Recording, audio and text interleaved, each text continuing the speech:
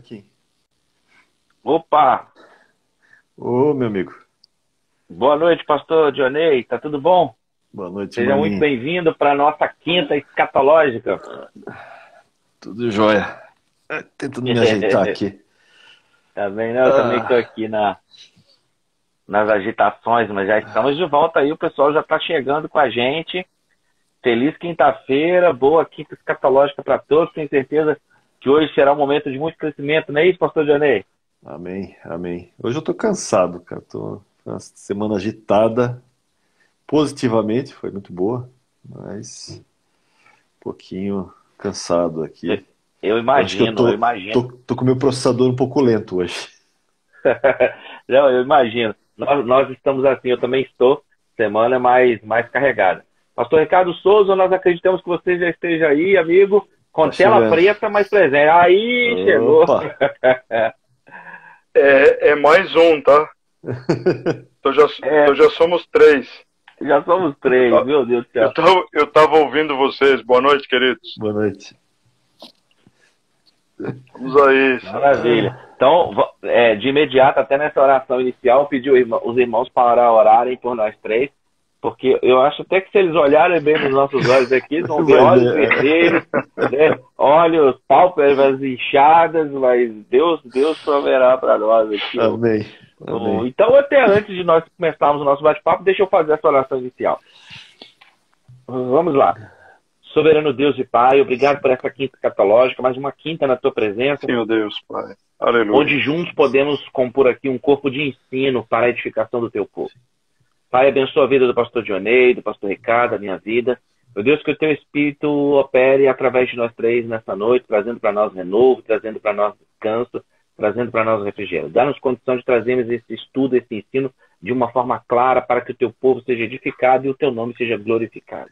Abençoa, meu Deus, colocando as tuas mãos sobre as mais variadas áreas da nossa vida, das pessoas que estão aqui online conosco, daquelas que vão assistir já gravada, que precisam da tua providência. Em nome de Jesus Cristo eu te peço. Fala conosco e através de nós nessa noite, em nome de Jesus Cristo. Amém. Amém. Querido pastor Ricardo Amém. Souza, querido pastor Dionei, vamos ver, de repente, até nós encerramos essa live um pouco mais cedo, assim que abordarmos o tema, eu tenho certeza que o nosso público vai entender. Bom, a proposta para hoje é nós falarmos sobre a teologia da substituição. Eu quero até abrir fazendo a leitura de Jeremias, capítulo 31, versículo 35 ao 37, e em seguida provoco-lhes a fala, porque eu tenho certeza que será um momento muito importante. Eu tenho dito aos irmãos e falei com vocês, eu acredito que esse assunto de teologia da substituição, do papel de Israel e igreja, acabam por constituir realmente chave interpretativa. Dependendo daquilo que se aborda diante desse texto que eu vou ler, diante de qual a postura que se tem diante da teologia da substituição, muda simplesmente tudo nas escrituras. Né? Eu até recomendo que você leia do 31 em diante, porque o povo lê do 31 ao 34 e para ali. Eles não percebem que o 35, na verdade, é uma continuação desse texto tão conhecido, mas que tão esquecido. Vamos Acho que fazer vale a isso. pena. Então vamos a partir do 31. Vamos lá. Eis aí vem dias, diz o Senhor, em que firmarei nova aliança com a casa de Israel e com a casa de Judá. Não conforme a aliança que fiz com seus pais no dia em que os tomei pela mão para os tirar da terra do Egito, porquanto eles anularam a minha aliança. Não obstante, eu os haver desposado, diz o Senhor, porque esta é a aliança que firmarei com a casa de Israel depois daqueles dias, diz o Senhor. Na mente lhes imprimirei as minhas leis, também no coração las escreverei. Eu serei o seu Deus e eles serão o meu povo. Não ensinará jamais cada um ao seu próximo, nem cada um ao seu irmão, dizendo, conhece ao Senhor, porque todos me conhecerão, desde o menor até o maior deles, diz o Senhor. Pois perdoarei as suas iniquidades e dos seus pecados jamais me lembrarei.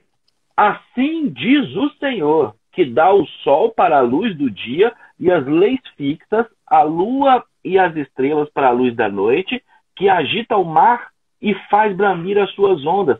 Senhor dos exércitos é o seu nome. Se falharem estas leis fixas diante de mim, diz o Senhor, deixará também a descendência de Israel de ser uma nação diante de mim para sempre. Assim diz o Senhor, se puderem ser medidos os céus lá em cima e sondados os fundamentos da terra cá embaixo, também eu rejeitarei toda a descendência de Israel, por tudo quanto fizeram, diz o Senhor. Eis que vem dias, diz o Senhor, em que essa cidade será reedificada para o Senhor, desde a torre de Ananel até a porta da esquina. O cordel de medir estender-se-á para diante até ao outeiro de Garebe e virar-se-á para Goa. Todo o vale dos cadáveres e da cinza e todos os campos até o ribeiro de Cedron, até a esquina da porta dos cavalos para o oriente, serão consagrados ao Senhor. Esta Jerusalém jamais será desarraigada ou destruída. Aleluia. É um texto muito potente, muito poderoso, né, pastor? Porque, inclusive, é exatamente isso que o Dionei falou, Souza. É o texto fora do contexto. Porque vão existir, para você que está em casa, duas maneiras de ler esse texto. Uma é através da teologia do pacto, que vai enxergar a igreja com continuidade. E que muito provavelmente vai adotar o verso 31, que fala de uma nova aliança. E existe uma maneira dispensacional, pré-milenarista, que interpreta esses textos literalmente, à luz do contexto, mostrando um plano profético para Israel e que, como nação, foi o texto que disse, é muito importante a gente deixar o texto falar, né? Como nação, nunca poderá ser rejeitado diante de Deus. E aí, os defensores de uma continuidade, de que a igreja seja uma continuidade de Israel, como é que ficam diante do Estado de Israel restaurado em 48, das profecias de Isaías 66, 6, que dizem que uma nação seria restaurada ou reconstruída, ou que surgiria em apenas um dia. Então, vamos ver o que está por trás dessa teologia da substituição, o que nós podemos trazer de compreensão para o nosso povo a respeito desse texto. E claro que o texto vai mostrar um Israel como um relógio profético de Deus. Muito boa noite mais uma vez. É com vocês o comentário. Deixa eu começar então. Vontade. Esse texto, eu gosto muito dessa parte do 35 em diante, porque Deus deixa muito claro essa questão quando ele vai falar descendência de Israel, né? Existe, claro, uma linha principalmente da teologia da substituição, que diz que a igreja, né, resumidamente, teologia da substituição diz que a igreja substituiu Israel, né? Basicamente é isso.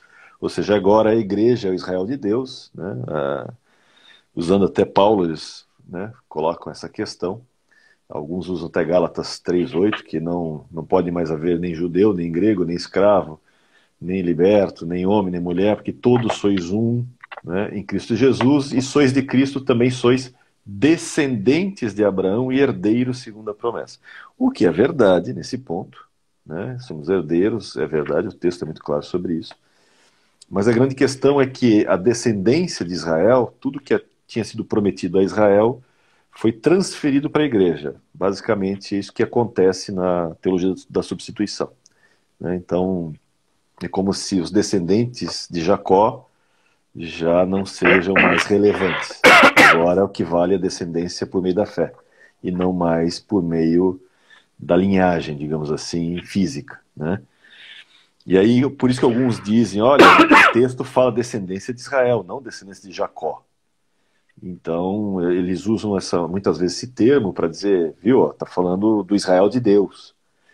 E alguns usam o termo no hebraico, né, porque fala assim, deixará também a descendência de Israel de ser nação diante de mim. E quando ele usa o termo nação, ele está usando o termo goi, né, que é o termo para goim, o termo para gentil, né, os gentios, os goins, né, até porque quando fala povo de Israel, o termo no hebraico geralmente é am, né, que está relacionado a tribos, ao povo de Israel. Tanto que você vai ver isso na promessa lá de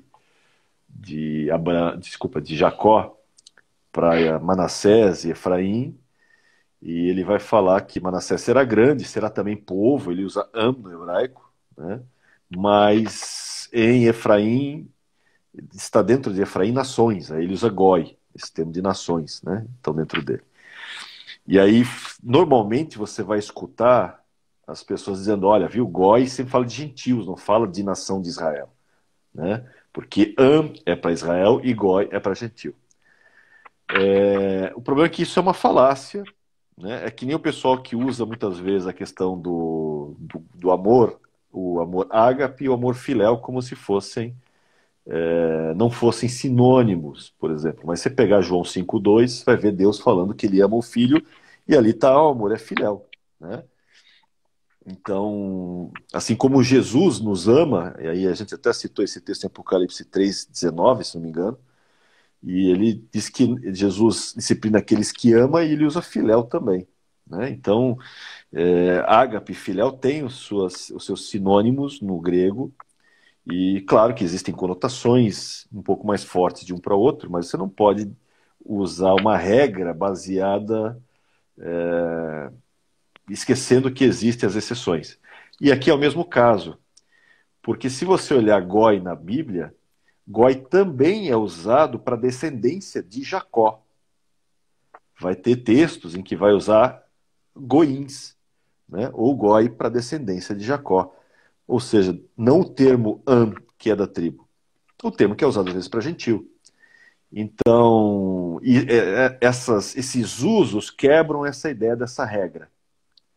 Então, não dá para usar esse tipo de argumentação, para usar esse texto e dizer, não, aqui está falando do Israel de Deus e essa nação aqui são os gentios, são os góis. Não dá, porque eu tenho outros textos que fazem a mesma menção, mas claramente está falando da descendência de Jacó, né?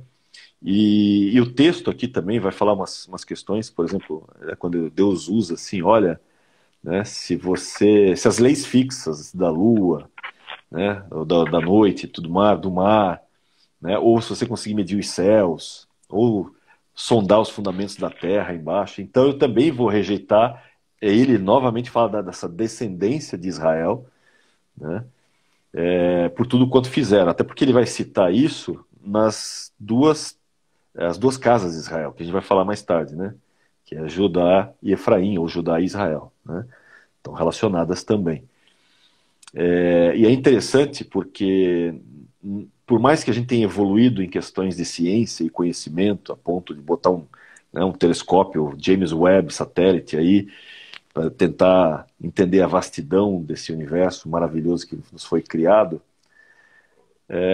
a verdade é que nós sabemos menos, por exemplo, dos oceanos do que sabemos das estrelas. Sim. E isso fica muito pior quando você se depara que a ciência só entende ou só conhece 5% do que observa nos céus. Porque os outros 95% do que você observa nos céus, a ciência chama de matéria escura e energia escura. Ou seja, o que efetivamente os astrônomos e cientistas, quando olham para as estrelas e conseguem reconhecer, mais ou menos 5% do que se fala. Então imagina se eu chegasse para você e dissesse assim, olha, eu sou um especialista de Bíblia, eu conheço 5% da Bíblia. As pessoas iam rir de mim, né? Porque o que é conhecer 5%? Não é nem 10%, não é nem um dízimo, não é nem 10%. Né? Então, ia dizer que você é um arrogante se você se acha um especialista de Bíblia e só conhece 5% dela. Né? Mas nós somos assim com a ciência. Nós conhecemos 5% do céu e arrogamos como uma ciência toda poderosa que conseguimos entender. O problema é que nós olhamos para o céu e sabemos mais sobre o céu do que sobre os oceanos. Ou seja, não chegamos nem a arranhar, digamos assim, a superfície do que o versículo 37 fala sobre a questão da terra. Né? Então, claramente, né, olhando tudo isso, esse relacionamento de Deus com a descendência de Jacó, com a nação de Israel, né, ela não deixou de acontecer. Depois a gente vai entrar em mais detalhes. Existem profecias que claramente estão relacionadas à descendência de Jacó, né, que ainda não se cumpriram, e outras, muitas que se cumpriram. Depois eu vou citar alguns artigos que eu escrevi sobre isso. Mas só com uma introdução sobre essa questão, só para dar um pontapé inicial aí. Manda lá, Souza. Souza. Eu podia dar um pontapé inicial falando que a teologia da substituição é satânica? Com certeza. Ela tem até um cunho esquerdista. Então está dando o pontapé inicial. É satânica, é espúria, é com total falta de conformidade com a palavra de Deus. Na verdade, nós já discutimos outras vezes. Não liguem, hoje eu estou um pouco irritado. Tá? Não tem problema. Fica à vontade. Tá em casa. A gente vê algumas dificuldades, sabe? São inúmeras. E eu, particularmente, eu ando de braço dado com o Vailate quando ele pega pesado em relação aos capítulos 9 ao 11 de Romanos, que é um tratado absolutamente magnífico, mostrando que Israel está ali, está nos planos de Deus, está nos propósitos de Deus, e Deus vai honrar os seus propósitos, porque sua palavra é sua palavra. E é um aspecto que uma vez o Rodrigo, acho que você deve lembrar, que eu citei isso, que eu vejo eu vejo algo muito especial, sabe? Mas muito especial mesmo, na aliança que Deus fez com o seu servo Abraão. Porque qual é a grande possibilidade dessa aliança não se cumprir? É zero. Tem várias explicações, mas eu vejo que a primeira delas é que ela é uma aliança unilateral. Sim. E não bilateral. Ela é uma promessa feita por Deus e Deus jamais vai voltar atrás nas suas promessas. Então, há uma grande necessidade de comprometimento do povo de Deus com a palavra de Deus para entender que hoje nós fazemos parte de um privilégio que foi retirado de Israel. Isso não significa que nós o substituímos de forma nenhuma, mas por conta da sua rejeição. Deus é levado a promover um tempo de adiamento. E nesse tempo de adiamento há algumas características que Deus está provocando no seu povo. Uma delas é ciúme. Um dos objetivos é provocar o ciúme ao povo de Israel, para ver, quiçá eles acordem, quiçá eles despertem, eles vejam, poxa, peraí, nós tínhamos tudo nas mãos, mas de repente rejeitamos a primeira visitação, rejeitamos a grande possibilidade, o reino do céu se mostrou entre nós, ele estava caminhando entre eles, e eles não o enxergaram. E aí o que é que acontece? Deus é levado a fazer um adiamento. Isso leva muitos, né? Inclusive, é uma das heranças ruins, aliás, uma das piores da teologia reformada, que acabou excluindo o milenismo, acabou abraçando o pacto, e na verdade eu acho que pacto somos nós, né, que somos de uma teologia restauracionista e não supressessionista, e que deveria ser muito mais levado em conta por conta da lisura com que nós olhamos para as Escrituras. Esse é o detalhe. Porque, veja, eu acho uma indignidade para com a palavra de Deus passar aromatizante, maquiagem, sabe? Passar uma série de máscaras para alegorizar uma coisa que a Bíblia mostra de forma absolutamente clara. E um dos exemplos que eu dei é exatamente a carta aos Romanos, os capítulos 9 a 11, não pode existir maior clareza do que aquilo. Então, inventar moda em cima disso, eu vejo uma indignidade para com a palavra de Deus, um desrespeito absoluto, uma falta de temor. E isso eu pego pesado, sabe? Eu vejo muita falta de temor em se analisar assim. Mas há um aspecto, se vocês me permitem, dentro desse pitaco inicial que eu gostaria de levantar, um texto que me leva a uma das questões que eu vejo que é a grande, vamos dizer assim, o grande calo, a grande pedra no sapato da teologia substitutiva, do supersessionismo, do pacto, que é esse texto aqui de Ezequiel, que vai mostrar muita clareza, e ele está em conformidade com Deuteronômio no capítulo 30, que é um texto que deixa essa clareza em relação a Israel. E vai dizer o seguinte: diz, portanto, a casa de Israel, assim diz o Senhor Deus, não é por amor de vós que eu faço isto, ó casa de Israel, mas pelo meu santo nome que profanastes entre as nações para onde fostes. Vindicarei a santidade do meu grande nome, que foi profanado entre as nações, o qual profanastes no meio delas. As nações saberão que eu sou o Senhor, diz o Senhor Deus, quando eu vindicar a minha santidade perante elas. E agora olha aqui, uma coisa muito legal. Tomar-vos-ei, olha só, isso é promessa futura. Tomar-vos-ei de entre as nações e vos congregarei de todos os países e vos trarei para a vossa terra. Bom, eu poderia continuar a ler o texto de Ezequiel 36, que vai mostrar muita coisa. Nós sabemos ali, Ezequiel 33, 4, 35, 36, o 37 especialmente, esse ressurgimento, essa ressurreição nacional, ele é muito claro no texto de Ezequiel. Mas aí eu creio que a grande pedra no meio do caminho da teologia supersessionista é exatamente 14 de maio de 1948 e os anos antecedentes dentro do movimento sionista. Como explicar isso aí? Essa é a grande questão. Esse é o grande calo. Aí vem os preteristas, sabe?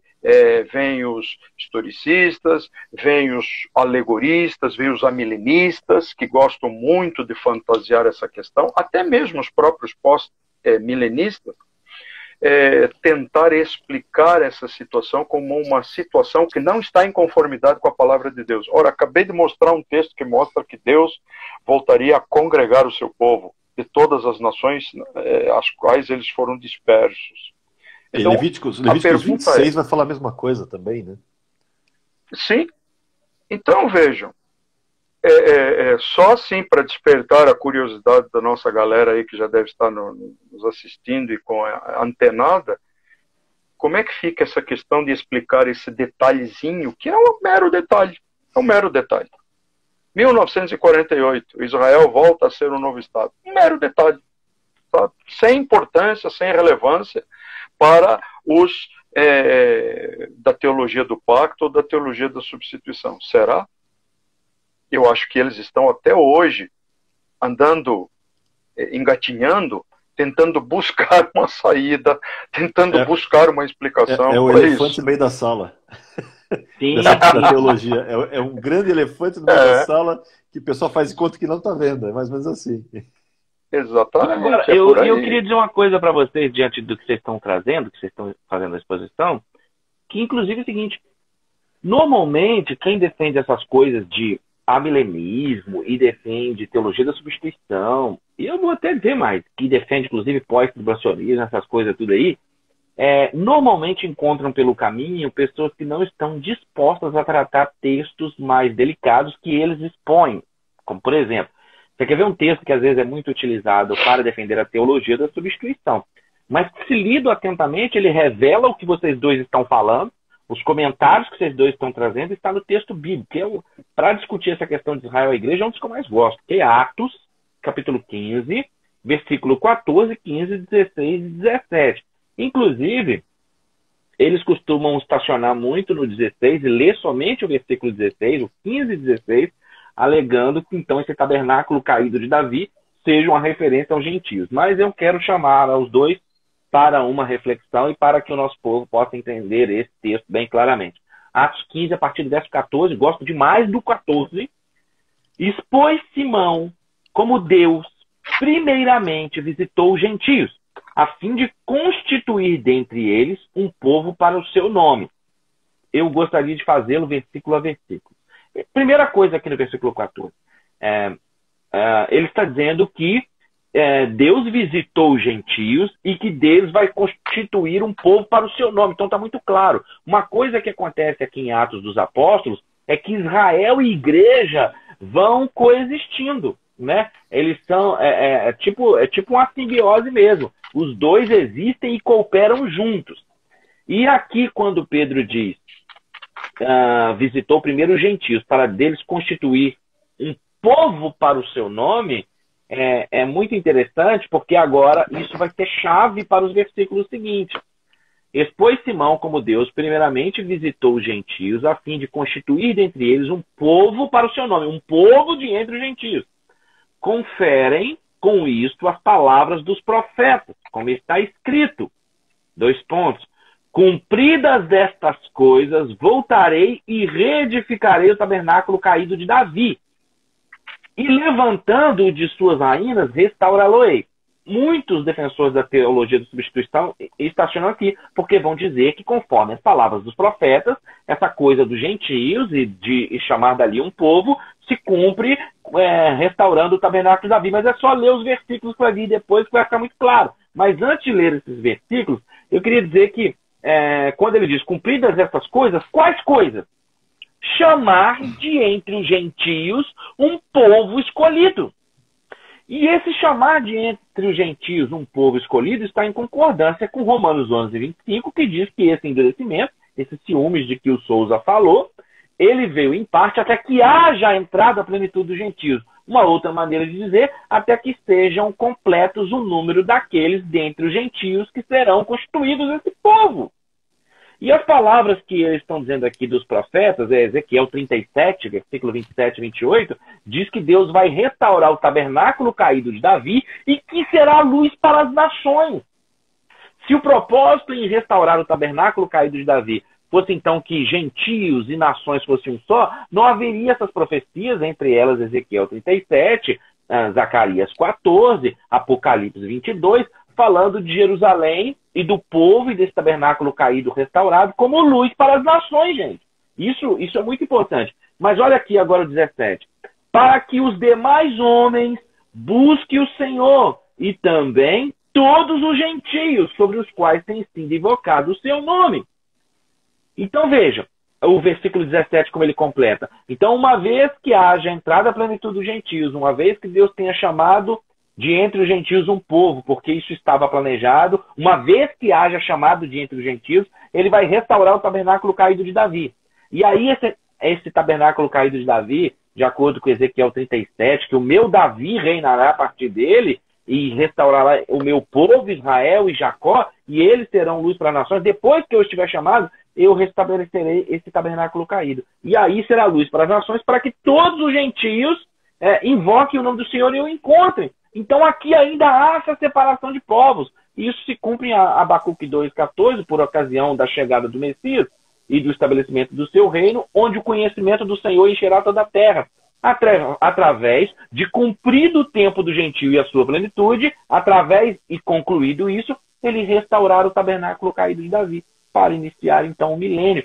Por isso foi que eu disse que a postura diante da teologia da substituição, ela pode ser chave interpretativa ou de confusão, na verdade. Porque quando você faz essa leitura de Atos, capítulo 15, versículos 14 ao 17, tem um povo que ele vai chamar de entre os gentios, um povo separado, um povo exclusivo, que ele tem um propósito para ele, que é esse povo que o aceitou, que não rejeitou, que é grato, por conta será livre da ira. Uma vez que haja entrada à plenitude dos gentios, que esse número tenha sido completado, uma vez que tenha sido completado, ele restaura o tabernáculo de Davi. Restaurando o tabernáculo de Davi, esse tabernáculo será luz para todas as nações, para que todos os homens que invocam o nome do Senhor o encontrem. Fiz uma costura aqui para deixar para vocês comentarem aí. Vale lembrar que essa questão do tabernáculo de Davi, a grande maioria olha o tabernáculo de Davi e olha só como se fosse o trono, né? A questão do rei Davi. Exato. Só que precisa lembrar também que o tabernáculo de Davi fala justamente da tenda que Davi faz em Sião para a arca, né? Que é uma coisa que inclusive eu comento muito quando falo sobre tabernáculo,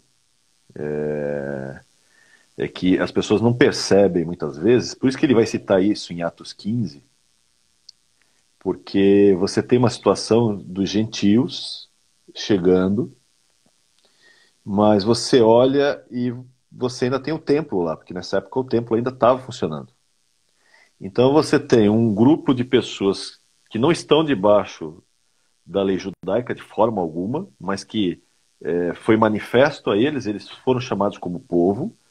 Você tem um grupo que está saindo da antiga aliança, indo para a nova aliança entre os próprios judeus, né, entendendo isso também, mas ainda guardando parte das questões relacionadas ao povo judeu. E fica complicado, eu imagino na mente deles, porque está começando, né, o entendimento de todo o processo, e de certa forma você tem duas alianças, aparentemente você tem duas alianças em paralelo, né? Porque aí eu entendo a mente de Tiago quando ele volta para esse texto de Amós, né, que ele vai citar justamente essa profecia, né?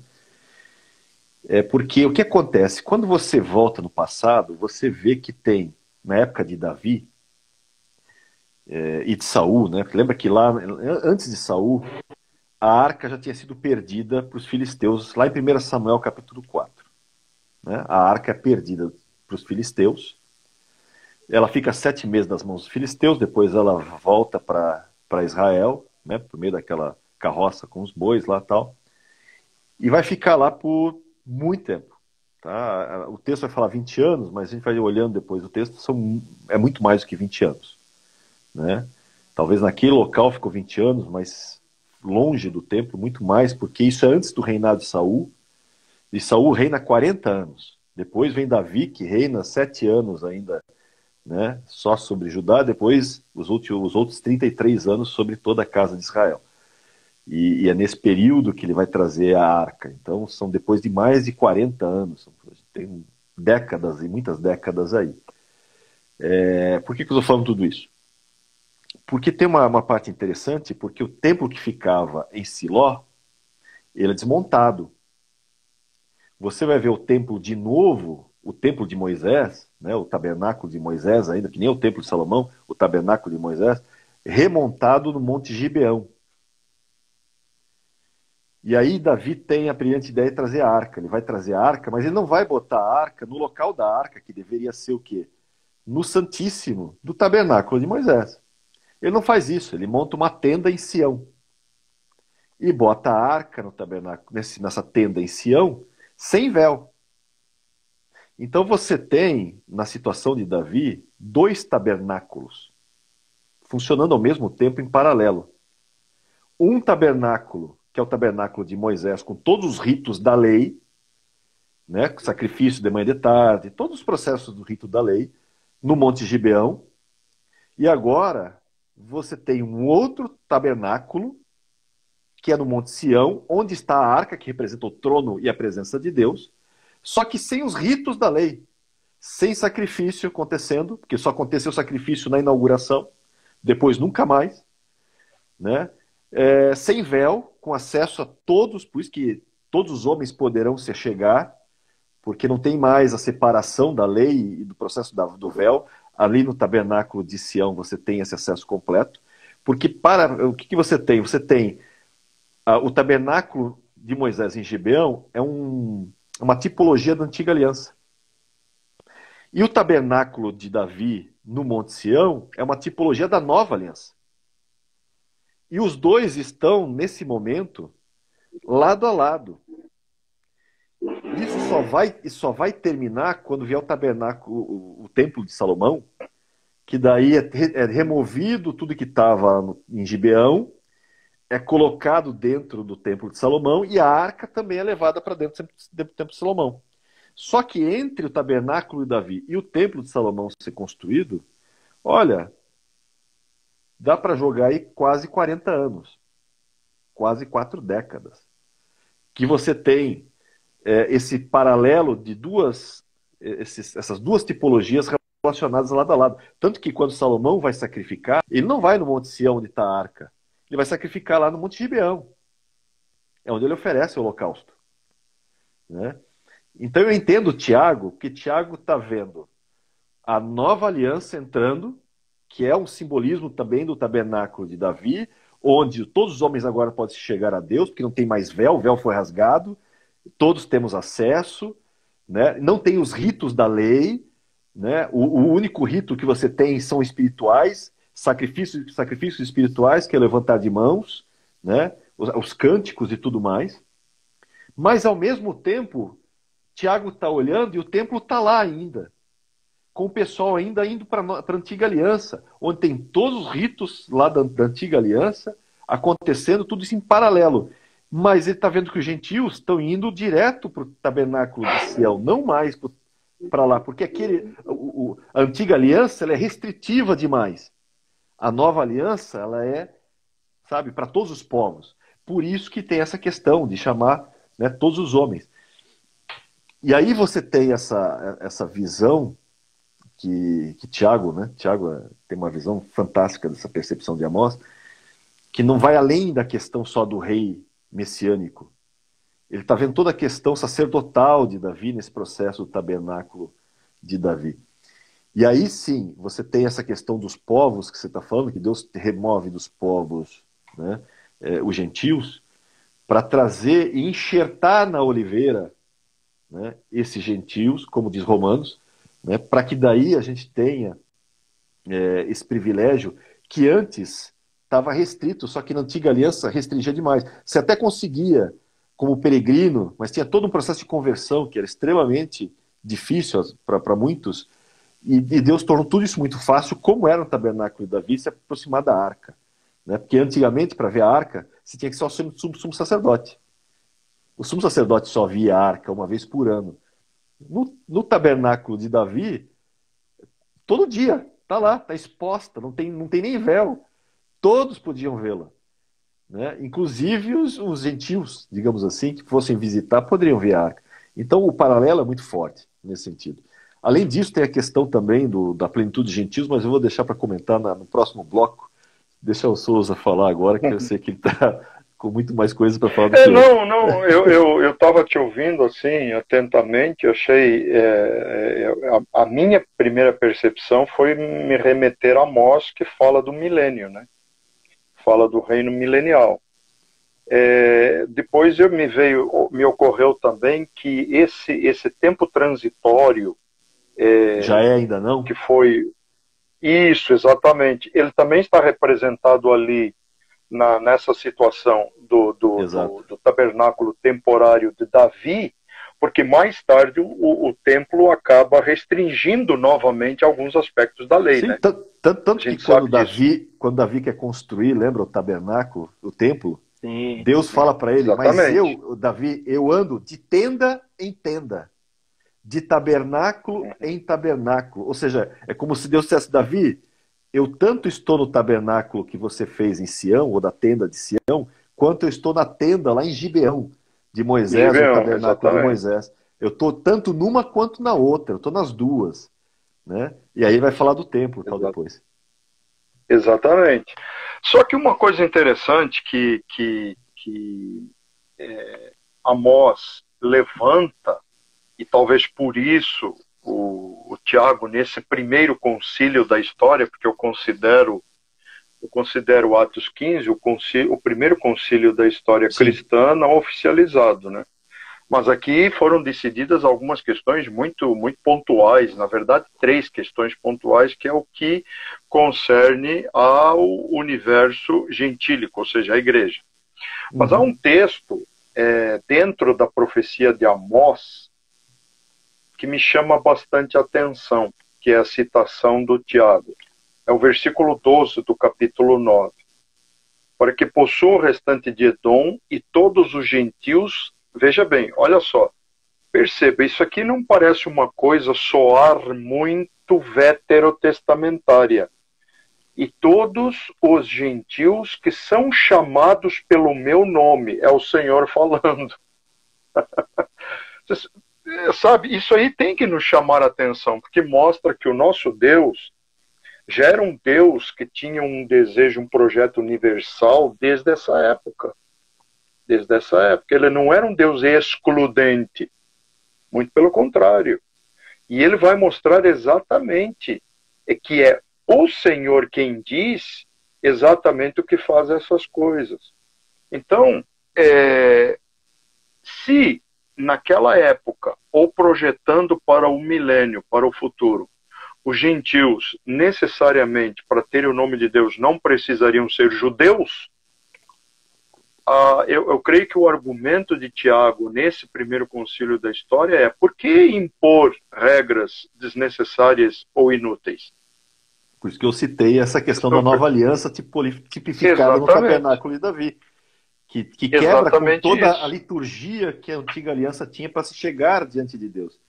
né, nessa Exatamente questão. isso. Então, só quis fazer esse complemento exatamente para mostrar a importância dessa observação do Dionei, que eu encontro nesse ponto específico, me apoiando sobre um Deus não excludente, claro que projetando um reino futuro milenial, né, mas a gente vê nesse cenário esse Deus, né, sabe, abrindo os braços, abraçando e não excluindo. Deus poderia até ter condenado Davi, né?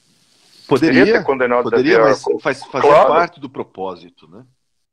Porque essa exato, teologia inclusive, ia ficar muito útil para Amós. Esse texto que o Rodrigo citou, de Romanos 11, 25, principalmente, eu vou ler, porque tem uma parte muito interessante, porque ele tem um vínculo direto com Jacó, quando vai abençoar Efraim e Manassés. Né? Eu vou ler o texto de Romanos 11, 25. Ele fala assim, ó, porque não quero, irmãos, que ignoreis este mistério. Então ele deixa muito claro, existe um mistério aqui nessa questão toda.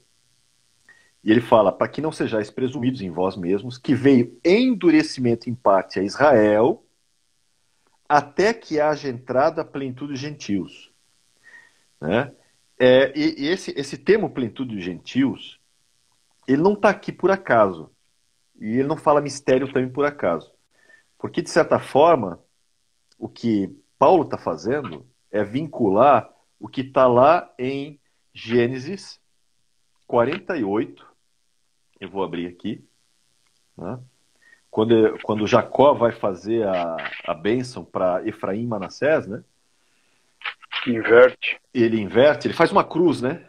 O que ele faz? Ele cruza, ele está fazendo uma cruz aqui, ó. Tem um simbolismo muito forte aqui nessa questão da cruz. Né? Em que no versículo 14, eu vou ler do 14 até o... Eu vou pular alguns aqui, senão fica muito longo, mas me interessa o 14 principalmente, depois o 17 ao 19. Tá? Vamos lá. Deixa eu começar aqui. Ó.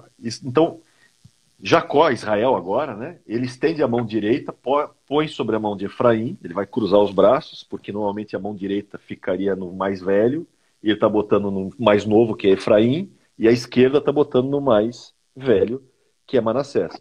Por que direita? Lembra, direita e esquerda, direita na Bíblia tem a ver com misericórdia, esquerda tem a ver com justiça. Né? Por isso que Jesus é o filho da mão direita, é o braço da misericórdia do Senhor. Por isso que o nome Yud-Hei-Vav-Hei, na tradição judaica, está relacionado à mão direita. E Elohim, né, o nome de Deus Elohim, está relacionado à mão esquerda, que é a mão de justiça. Por isso, ele usa muito a mão direita, com o braço estendido, com a mão direita. Por que Deus usa sempre a questão direita? Que é o braço mais comum, né? Por que ele usa tanto essa terminologia da direita, da destra, como citou o pastor Souza? Porque é o braço mais forte. Então, simbolicamente, o braço da direita, que é o braço da misericórdia, é o braço mais forte de Deus. Quando ele tem que agir com o braço da justiça, que é o braço esquerdo, simbolicamente é como se usasse o braço mais fraco. Ou seja, eu vou usar o braço mais fraco da justiça quando for preciso, mas o mais forte é a misericórdia. Tanto que Tiago fala, né, que a misericórdia triunfe sobre o juízo. Quer dizer, tem um projeto de Deus para a criação pode ser resumido nessa frase de Tiago. Deus criou todo um universo e todo um plano foi estabelecido para que, no final, a misericórdia triunfasse sobre o juízo. Do contrário, não sobreviveríamos. Né? Não sobraria ninguém, na verdade. Só ficaria Deus, Pai, Filho e Espírito Santo ali, né, no universo inteiro, que ninguém mais subsistiria. E aí ele vai falar o seguinte, né? Ele abençoa José, dizendo: o Deus em cuja presença andaram meus pais, Abraão e Isaac, o Deus que me sustentou durante minha vida até esse dia, e o anjo que me tem livrado de todo mal. Aqui é uma simbologia da Trindade, né? Porque ele fala: o Deus em cuja presença andaram meus pais, o Deus que me sustentou, e aí o anjo que me livrou de todo mal, abençoe, anjo que abençoa. Né? Ele está falando da teofania de Cristo, porque ele Exato, lembra, Jacó viu viu o Senhor, tanto que sai voando diante dele e tal. E é uma teofania de Cristo, é esse anjo que ele diz aqui. Né?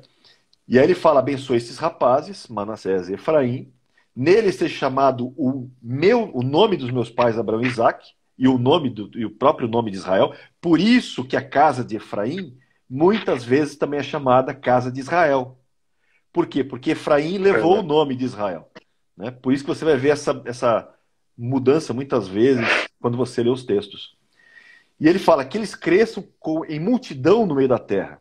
Aqui é muito curioso também, porque tem um hebraísmo aqui interessante que na tradução não aparece, mas quando você vai no original, ele diz assim, que eles cresçam como peixes sobre a terra. E o que é muito curioso, porque peixe não cresce na terra. Peixe cresce no mar. Por isso que o mar depois tem a conotação de nações também. Né? Tem esse simbolismo. E por isso que depois, lá em Jeremias 16, assim, ó, eu vou enviar pescadores para pescar vocês. Por quê? Porque está falando dessa multidão que cresceu na terra, nas nações, na verdade. A gente vai ver daqui a pouco por quê. Né? Ele vai falar isso no versículo 19, quando José reclama. José diz assim, pai, olha, o mais velho é o outro, não é esse. Né? E aí ele diz assim, eu sei. Né? Não se preocupa, filho. Né? O 19 vai falar isso. Ele também é povo, lembra aquilo que eu falei? Ele também é povo, ele também faz parte da tribo, né? Que é o termo usado. E ele também, Manassés também será grande. Contudo, e aí vem a grande sacada que liga a Romanos 11, 25. Contudo, seu irmão menor, que é Efraim, será maior que ele, e a descendência de Efraim será multidão de nações. Multidão de nações, gente. Esse termo multidão é melo no hebraico, e melo também significa totalidade, plenitude. Totalidade, plenitude. De quê? De Goim, de goíns, de gentios. Então, o que ele está dizendo? Está dizendo o seguinte, Jacó fala para José, diz assim, José, não se preocupa, em Efraim, o menor, nele, ele não é só tribo, ele não é só povo. Dentro dele existe nações, goíns, gentios. Ele é muito grande. Ele diz assim, a descendência de Efraim será a plenitude dos gentios. É isso que ele está dizendo. É isso que ele está colocando. Que vincula com o grande mistério que você vê lá atrás em Romanos 11, 25, que Paulo resgata isso. Né? Porque aquilo que o Souza falou, sempre esteve nos planos de Deus todas as nações.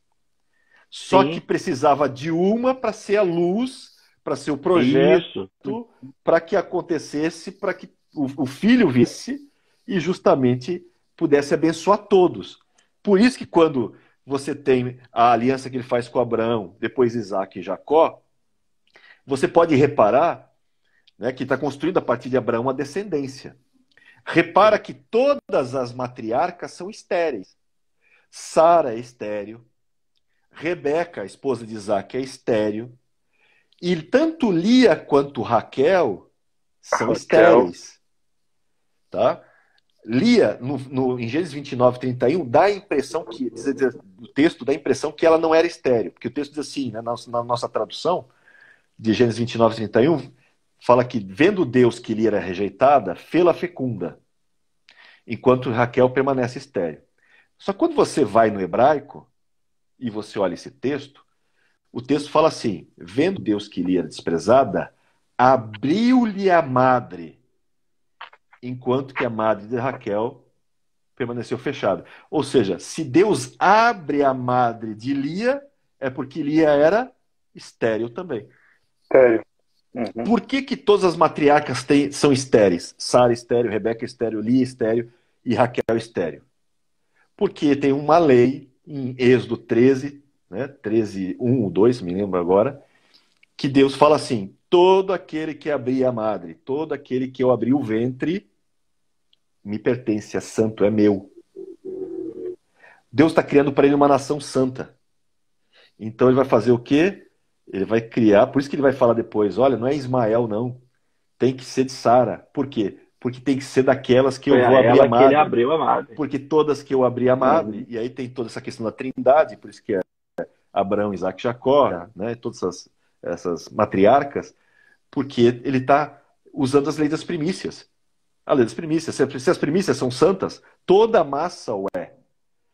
Então ele está fazendo justamente isso com elas. É a primícia, Deus abre a madre, a primícia dessa madre é santa, é santificada, pertence ao Senhor. Então ele está criando uma nação que, essa linhagem que vai vir depois, vai ser santificada, porque Deus sempre usa ali as primícias. Usou para criar o universo, para o meu filho. Então tem todo um simbolismo aí, que é fantástico. E o plano de Deus sempre foi salvar as nações. Esse é o ponto que muitas... Assim, inclusive alguns pregadores dizem, mas se o Israel recebe, o povo gentil não seria salvo. Bom, veja, o plano de Deus sempre foi fazer de Israel testemunhas de Jeová. E aqui, permitam-me o trocadilho, sempre foi o plano de Deus fazer do verdadeiro Israel, né, esse Israel na carne, as testemunhas de Jeová. Então as nações teriam que ser luz para as nações. Sim, olha aqui uma coisa que eu quero provocar. E por isso que Jeremias 16, né? Os pescadores, né?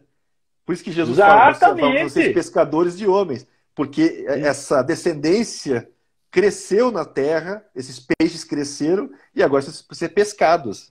E até hoje estamos pescando.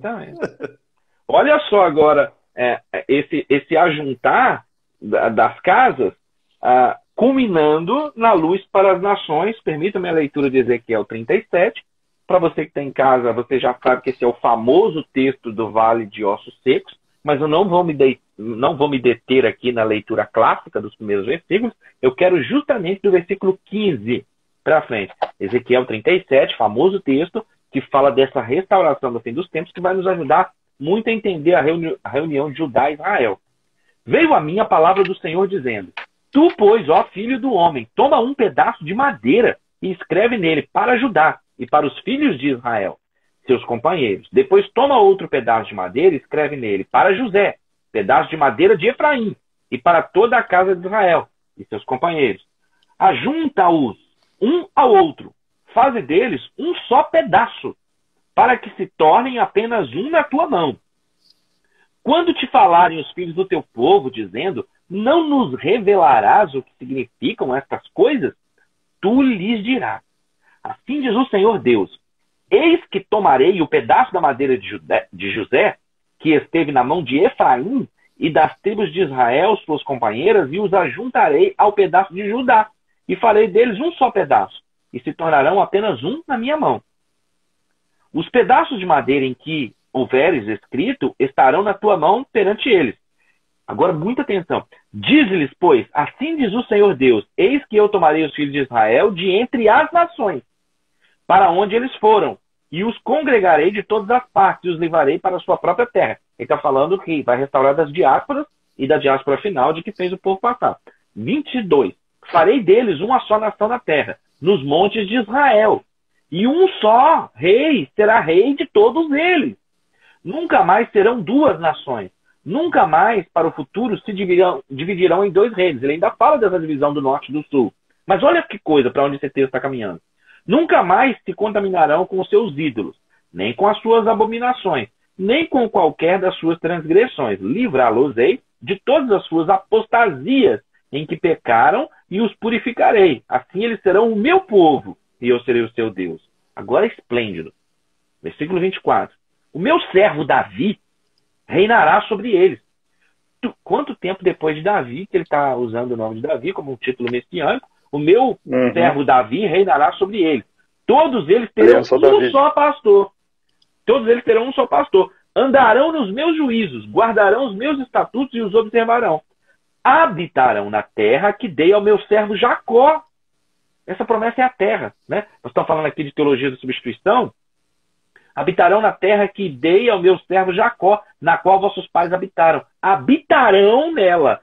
E eles e seus filhos e os filhos de seus filhos para sempre. E Davi, meu servo, será seu príncipe eternamente. Farei com eles aliança de paz. Será aliança perpétua. Estabelecê-los-ei e os multiplicarei e porei o meu santuário no meio deles para sempre. O meu tabernáculo estará com eles, e eu serei o seu Deus, e eles serão o meu povo. Agora, o ponto quando ele traz as nações. As nações saberão que eu sou o Senhor que santifico a Israel, quando o meu santuário estiver para sempre no meio deles. Então eu vou restaurar o tabernáculo em Davi, eu vou restaurar em Israel, meu Davi será rei, e a partir do meu tabernáculo caído, restaurado em Israel, as nações. Então ele ainda continua separando os dois povos pelos seus propósitos proféticos diferentes. Manda, Souza. Dá uma impressão de uma corregência no milênio, né? A restauração do trono de Davi, haja vista que Cristo estará acima dele. Eu só quero levantar uma questão aqui, pode ser que o pessoal faça exatamente essa pergunta, por que Davi aparece aqui? Bom, nós já explicamos, mas tem a questão, por que Efraim e Judá e não outro? Isto vem de encontro àquilo que o mestre Dionê estava explicando lá de Gênesis, né, na bênção sobre Efraim e Manassés, porque Efraim, embora menor, ele se tornou mais relevante e se tornou tribo dominante. Então, o Efraim, para efeitos históricos, ele representa as 10 tribos do norte. Até porque o regente das tribos do norte era um efraimita, né? Sim, exatamente. Então, para o nosso pessoal saber o porquê Efraim é tão citado, porque ele, na verdade, ele conota Israel, que é o reino norte, e Judá, o reino sul. Ao norte a capital Samaria, ao sul Jerusalém.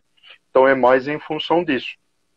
E esse texto também, que o mestre Rodrigo leu, ele reforça mais uma vez um dos aspectos que eu defendo para que haja o reino, para que então haja o reino, é necessário que haja um regente. O regente, obviamente, que é Cristo. A gente sabe que o regente maior, o sumo regente, o sumo sacerdote universal será o Senhor Jesus Cristo, porque ele é da descendência davídica e cumpre, então, uma aliança que ainda está suspensa. É mais uma aliança suspensa que precisa ser cumprida, que é a aliança davídica. Então, já vimos hoje que há uma aliança abrâmica que precisa ser cumprida. Isso tudo está depondo contra o supersessionismo, contra a teologia do pacto, da substituição. E agora estamos vendo aqui o surgimento de indícios de uma outra aliança, que é a aliança davídica no milênio. E eu vejo ainda, pessoalmente, não sei se vocês enxergam isso, com certeza, devido ao fato de que Israel terá que ter o seu pecado expiado, tem ainda um cumprimento da aliança sinaítica, mosaica, na época da tribulação em relação a Israel. Israel vai ter que ser salvo. Exatamente. Israel vai ter que ser salvo exatamente pelos mesmos padrões de sacrifício. É o sangue do Cordeiro que vai expiá-los, é o sacrifício de Jesus que vai salvá-los. Então, quer dizer, não haverá salvação sem esse reconhecimento. Ou seja, mais uma vez, temos um retorno à lei mosaica, né? À lei sacrificial, à lei sinaítica, né? Então, esses aspectos que a gente vai pensando nesses textos para realmente estabelecermos uma colcha de retalhos completa que mostra o quanto o supersessionismo é espúrio e maligno. Está equivocado. Sabe, no sentido de uma equivocado. Excluir por isso que ele fomenta a menina dos olhos de Deus também, né? Ele fomenta esse antissemitismo, né? Isso é gravíssimo, isso é terrível. Diante dessa questão de que a igreja não substitui Israel, desse tabernáculo de Davi restaurado, essa separação de planos proféticos diferentes, você tem um anjo Gabriel entregando aquilo que para o povo do Novo Testamento, para todos os povos do Novo, mas digo, para aquele povo do Novo Testamento, que tem uma expectativa messiânica, que tem uma expectativa do estabelecimento do reino. Afinal de contas, daqui a pouco, depois desse texto que eu vou ler, João Batista está falando, arrependei-vos que é chegado o reino. Quando Jesus começa a pregar, e aí eles vão, e quem que é? E ele é o seu Messias, quem? Aí você importa que ele cresça e eu diminua. Aí João Batista já sai de cena. Quando vão para Jesus, qual é que é a mensagem que Jesus prega? A mesma mensagem de João Batista. Arrependei-vos, porque é chegado o reino. Antes, porém, da pregação dos dois, o anjo Gabriel aparece e entrega essa profecia fantástica dentro dessa ideia de derrubar essa teologia da substituição que nós estamos fazendo aqui. Lucas, capítulo 1, versículo 30 ao 33. Olha que texto para Israel separado de igreja. Mas o anjo lhe diz, Maria, não temas, porque achaste graça diante de Deus. Eis que conceberás e darás à luz um filho, a quem chamarás pelo nome de Jesus. Este será grande, será chamado Filho do Altíssimo. Deus, o Senhor, lhe dará o trono de Davi, seu pai. Cumprindo a profecia de Samuel, de que não faltaria descendente sobre a casa. Versículo 33. E ele reinará para sempre sobre a casa de Jacó. Não está falando que vai reinar sobre a igreja, não está falando que, apesar de que a igreja é a esposa, é a noiva do cordeiro, a profecia ela tem um lugar aqui, um endereço muito certo, né? É como uma mão encaixando na luva. E ele reinará para sempre sobre a casa de Jacó, e o seu reinado não terá fim. Bom, para aqueles que defendem essa teologia de substituição, Jesus não recebeu o trono de Davi, seu pai, muito menos assentou-se para reinar sobre a casa de Jacó. Isso ainda não se cumpriu. É profecia escatológica, né? É profecia a se cumprir por ocasião do seu retorno em Mateus 24, em Zacarias 14, Apocalipse 1 e 19, no Monte das Oliveiras, onde então ele vai se assentar no trono de Davi e reinar sobre a casa de Jacó. Isso não aconteceu. Ou seja, mostrando um plano profético. A igreja tem um destino e uma habitação que é o céu. Israel tem um destino e uma habitação. Souza chama atenção para as alianças, por exemplo. Israel até hoje ainda não ocupou a terra que foi prometida. Abraão, Isaac e Jacó. Né? Mas o comentário é de vocês. Uma coisa curiosa também, que o pessoal às vezes não lê, mas não percebe tão claramente, é essa questão do cetro e da primogenitura, né? Distribuída entre as tribos.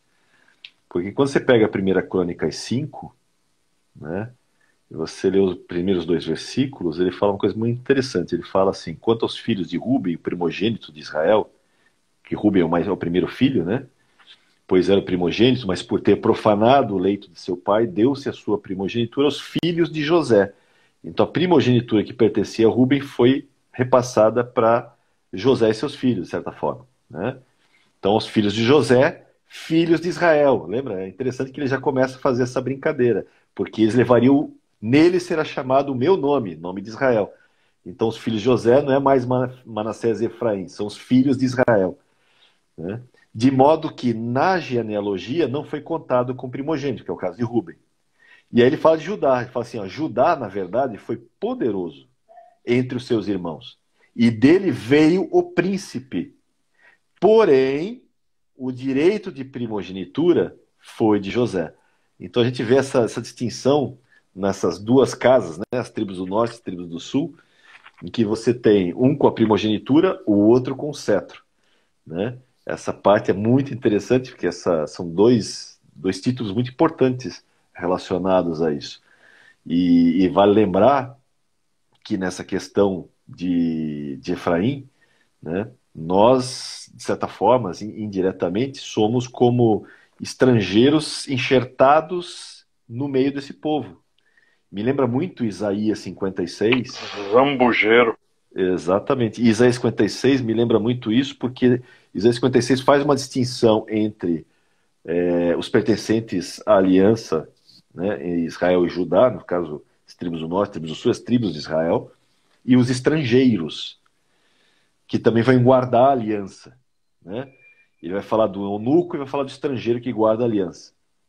Porque isso me lembra, muitas vezes eu faço esse vínculo com Isaías 66, quando ele vai chamar de todos os povos, e é interessante que ele vai chamar de todos os povos, dá a entender que são os dispersos, mas também aqueles que estão entre as nações, esses estrangeiros das nações, esse povo da igreja.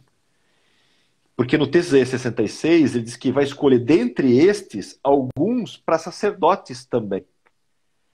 Ou seja, porque não são levitas, não estão relacionados à tribo de Levi, mas vão ser chamados sacerdotes, vão ser separados como sacerdotes também. Então você vê esse simbolismo todo, até porque nós depois somos chamados também de nação de sacerdotes, né? Pedro deixa isso muito claro, e o próprio texto de Apocalipse vai falar isso novamente, né? Que é um eco, uma sombra, desculpa, é a realidade daquela sombra de Êxodo, né? Na verdade. Então acaba se cumprindo nesse aspecto todo. E essa parte agora me perdi. Essa parte de Efraim... Você está falando do 66 com relação dele chamar das nações, né? Exatamente. E como essa questão relacionada a Efraim, que tem essa questão dos peixes, depois Jesus vem chamar os pescadores de homens e tal, é interessante porque existe uma mitologia das tribos dispersas, como a gente costuma chamar de tribos perdidas. Mas quando você olha, por exemplo, Atos ali, você olha a carta de Tiago, por exemplo, a carta de Pedro, você vê que eles estão endereçando as tribos perdidas. Desculpa, não as tribos Exato. perdidas, as tribos na dispersão. Dispersa, exato, ele vai dizer. Não são tribos perdidas, são tribos que eles conhecem que estão na dispersão. Tanto que você vê no próprio texto dos evangelhos, você vê Ana, se não me engano, Ana é da tribo de... Ana que ficava no templo, né? Aquela idosa que ficava no templo, aquela viúva, ela é da tribo de Asher. Ela é uma daquelas 10 tribos do norte, né? Então você vê ali pessoas da tribo de Asher, de outras tribos nos evangelhos, ou seja, não são tribos perdidas, são tribos dispersas, mas que ainda guardam a sua historicidade. Ou seja, não tem essa questão de estarem totalmente, sabe, não mapeadas. Tanto que quando você vê Atos... Se perderam na história, não. Não se perderam. Tanto que Atos você tem esses dispersos voltando, e junto deles, peregrinos também. Que lembra, Atos 2 lembra muito Gênesis 10, em muitos aspectos, quando você faz a comparação entre os povos ali citados com as famílias dos povos que vão gerar as famosas 70 nações, né? Entre elas os semitas. Você vê esse paralelo lá de Atos 2, que é uma conclamação daquilo que você está falando, do reino de Deus que chegou a todos os homens, né, por meio de Cristo. Agora não tem mais a limitação, né? Tanto que o próprio Jesus vai falar, né, ele mesmo deixa claro que ele veio para as ovelhas perdidas da casa de Israel. Isso. Mas ele mesmo assim vai falar com os gregos, ele mesmo assim fala com a mulher cananita, né? Ele vai falar. E é curioso que dentre os gentios são os dois únicos que Jesus faz um elogio que não faz a nenhum dos povos, que é grande é a tua fé, né? Ou não encontrei tamanha fé assim entre o meu povo. Ele vai falar isso para o centurião e vai falar isso para a mulher cananita. A Cirofenícia, que é a Cirofenícia. Se compara aos cachorros por ser imunda, impura, né? Exatamente. E uma coisa interessante, quando o Dionísio está trazendo essa questão do Isaías 66, de buscar as nações, havia um hino que nós cantávamos no final dos anos 90, vocês dois, pelo branquear das barbas, muito provavelmente vão saber também. As minhas cãs que já se foram? Isso. Vocês lembram que ele dizia o seguinte? Eu adorava aquele hino, rapaz. Depois, quando a gente começou a estudar escatologia, eu fiquei mais apaixonado quando ele dizia: e o Senhor, ao registrar os povos, dirá: esse nasceu lá. Que é o Salmo 87. Tudo bem, eu não sou um cantor, tem que deixar pro Souza puxar isso no final aí, cantar, porque aquilo vai. Mas é muito interessante, porque Deus plantou. Olha, eu não me lembro desse canto. Não lembro de ouvir e crer? Não lembro? Só eu que vou lembrar. Vagamente. Da hora da oração, vou ter que botar ele aqui. Vagamente. Mas Deus plantou em cada um dos povos um vestígio. Até tem um livro que explora muito isso também, que é o Fator Melquisedeque. Deus plantou em cada um dos povos um jeito de que esse povo se achegue a ti. E essa canção que eu mal cantei aqui... O beat dos céus. Ela dizia no Salmo 87 assim... Código-fonte. Isso, exatamente. Fundada por ele sobre os montes santos, o Senhor ama as portas de Sião, mais do que as habitações todas de Jacó. Gloriosas coisas se tem dito de ti, ó cidade de Deus. Dentre os que me conhecem, farei menção de... Olha que testemunho das nações.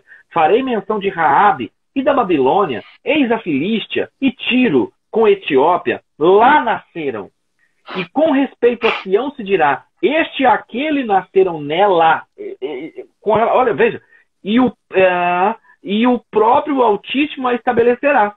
O Senhor, ao registrar os povos, dirá: este nasceu lá. Todos os cantores saltando de júbilo, até arrepiou. E toda vez que eu leio esse salmo, arrepio. Então, todos os cantores saltando de júbilo entoarão: todas as minhas fontes estão em ti. Olha como é que ele plantou em cada nação. Quando ele começa falando no versículo 4 de Raabe, é por causa que Raabe diz que nós conhecemos que Deus tem entregado todos os povos nas mãos de vocês. Então havia um testemunho entre aqueles povos, e esse testemunho, essa pregação chegou em Raabe. Então olha como que Deus plantou.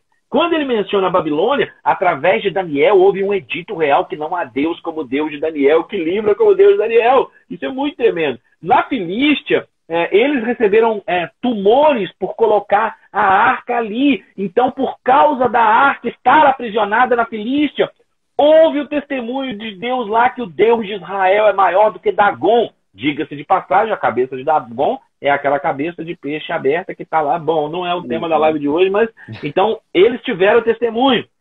Tiro, quando Irão, ele ajudou Salomão com aquele envio de madeiras do Líbano e também a Etiópia através da rainha de Sabá. Então, quando o Salmo vai falar das portas de Sião, que o Senhor ama Sião, ele vai mencionar povos de tudo quanto é parte que também vão se ligar a Sião, né? E vai dizer que nasceram lá, porque de lá Deus criou. Então, Deus está controlando tudo. Quero dizer uma palavra para você que está assistindo a live. Deus controla tudo, até mesmo um aparentemente casual rolar de um dado, no sentido de que a história não escapou ao seu controle, e ainda que nós tomemos atitudes que nos afastam de Deus, se nós nos voltamos para Deus, ele usa aquele mal que nós cometemos e converte ele num bem. A arca vai aprisionada na Filístia, mas serve de testemunho lá, porque o povo, como que o Deus de Israel é poderoso, como que a arca é poderosa, porque Dagon se prostrou diante dela e por último caiu e até sua cabeça se quebrou. Então, Deus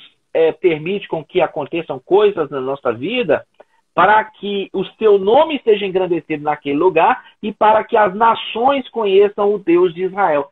Isto é tremendo. E como diria a canção, a pastora Roberta até dando gargalhada aqui, que quando eu canto, ela fala, não canta não, canta, faz live, mas não canta não. Então, o Senhor, ao registrar os povos, dirá, isso nasceu lá. É muito tremendo, isso é muito, muito potente. É um texto muito, porque fala dessa evangelização de Deus, né? Vamos dizer assim. Eu sempre digo, na verdade, que Deus é missionário, né? Apocalipse, quando eu fui coordenador regional de missões há muito tempo, eu sempre gostei de abrir com Apocalipse capítulo 7, que diz que Deus salvará um povo de toda tribo, língua e nação, cara. No Apocalipse 7, está na tribulação. Então eu sempre digo que o número de pessoas salvas será muito maior na tribulação do que a de arrebatados.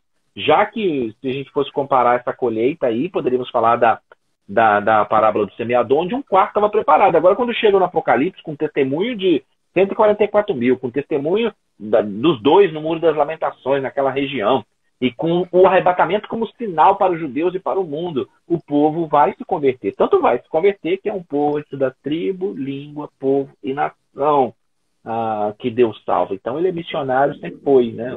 Deus sempre foi um Deus.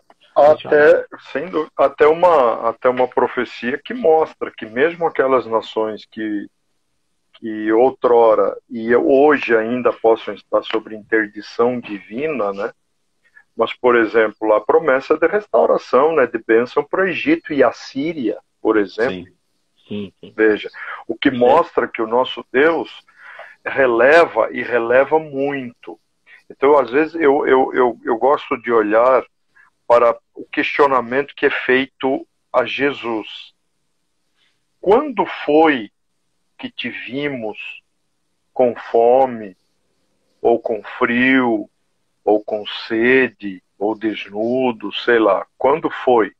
E Jesus vai dizer, quando vocês olharam para os meus irmãos e vocês os viram assim e atenderam às suas necessidades. Então, quer dizer, no meio dessa multidão, e eu gosto também de defender esse aspecto, que haverá um tempo de avivamento absurdo na tribulação, e aproveitando, já lembrando, queridos, que o momento que Deus volta a tratar com Israel, veja bem, há duas situações. O pacto abre o cenário da tribulação, não que ele já não esteja sendo desenhado, mas o pacto abre a tribulação. Mas o que abre o tratamento com Israel, a volta de Deus, a tratativa com Israel, isso de acordo com a visão dispensacionalista, como nós estabelecemos dentro de uma hermenêutica coesa, coerente e literal, é quando a igreja sai dessa terra, é após o arrebatamento. Porque não há como Deus voltar a tratar especificamente com o seu povo, né? Aquilo que o Dionei falou, tempo de angústia para Jacó, Jeremias 30, com a noiva do Cordeiro nesta terra. atrapalhando aí o meio de campo. Vamos dizer assim. Ela precisa não tem ser como tirada. ele derramar o juízo e a ira com a igreja aqui. Não tem.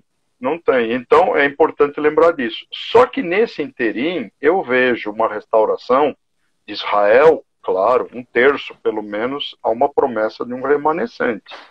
Mas eu também vejo Deus sendo benigno, Deus voltando o seu olhar de bondade, de misericórdia, de amor, para aquelas nações. Aí eu vou excluir, não, mas é a nação toda. Não, nações, povos e tribos. Então, quer dizer, nós temos que entender que ainda que haja um único dentro de uma nação, aquele único Deus vai olhar com bondade. Vai olhar com bondade. Embora o tribunal seja para as nações, nós sabemos que dentro das nações existe um povo. E mais ainda, dentro das nações existem N povos. A exemplo da dispersão do povo de Israel. O povo de Israel está presente praticamente em todo o mundo. Claro que numa parcela infinitamente menor do que nos Estados Unidos e no próprio Israel, né? A gente sabe disso. Afinal de contas, é um povo relativamente pequeno, né? 15 milhões, perto de 15 milhões e meio de pessoas. Não podemos dizer que é um povo de grande relevância. Mas, por exemplo, se fosse nos dias de hoje, apenas 5 milhões, né? Então eu pergunto, onde estariam os outros milhares de milhares que, teoricamente, vão ser objeto da bondade e da misericórdia de Deus? Eles têm que estar espalhados entre as nações gentílicas que, obviamente, não vão se render ao governo totalitário do futuro, o anticristo, não aceitarão a marca, e será um povo que, se sobreviver à tribulação, no sentido de ser salvo com vida, é o povo que adentrará o milênio e o povoará e teremos um milênio abençoado, cujos sinais o Senhor vem demonstrando desde o seu ministério. Quando a resposta a João Batista, as curas, os milagres, a bênção, a restauração, eu vejo tudo isso aí uma sombra do que é o milênio, né? Um tempo de justiça, paz, equidade, morte suspensa, pecado em estado de, vamos dizer assim, de estagnação, né? Dada a falta da liderança do próprio Oscar Piroto, né? Oscar Piroto, que não estará no domínio, né? Estará bem aprisionadinho, né? Nos quintos dos infernos, mas lá no Tártaro ele vai estar. Com certeza vai estar lá no abismo negro e vai ter que amargar 1000 anos lá e esperar bonitinho, sabe? Ser solto para vir enganar as nações. É mais ou menos esse histórico aí. Que e esse processo começa com aquilo que o Rodrigo leu, né? Que é Isaías 37. Desculpa, Ezequiel 37. Né? Ezequiel. E lá em Ezequiel tem aquelas duas varas que eu volto a dizer, né? Ela, na verdade, é uma cruz, né? As duas varas se juntam na cruz de Cristo, onde uma é para Judá e outra é para Efraim, né? Você tem esse processo ali.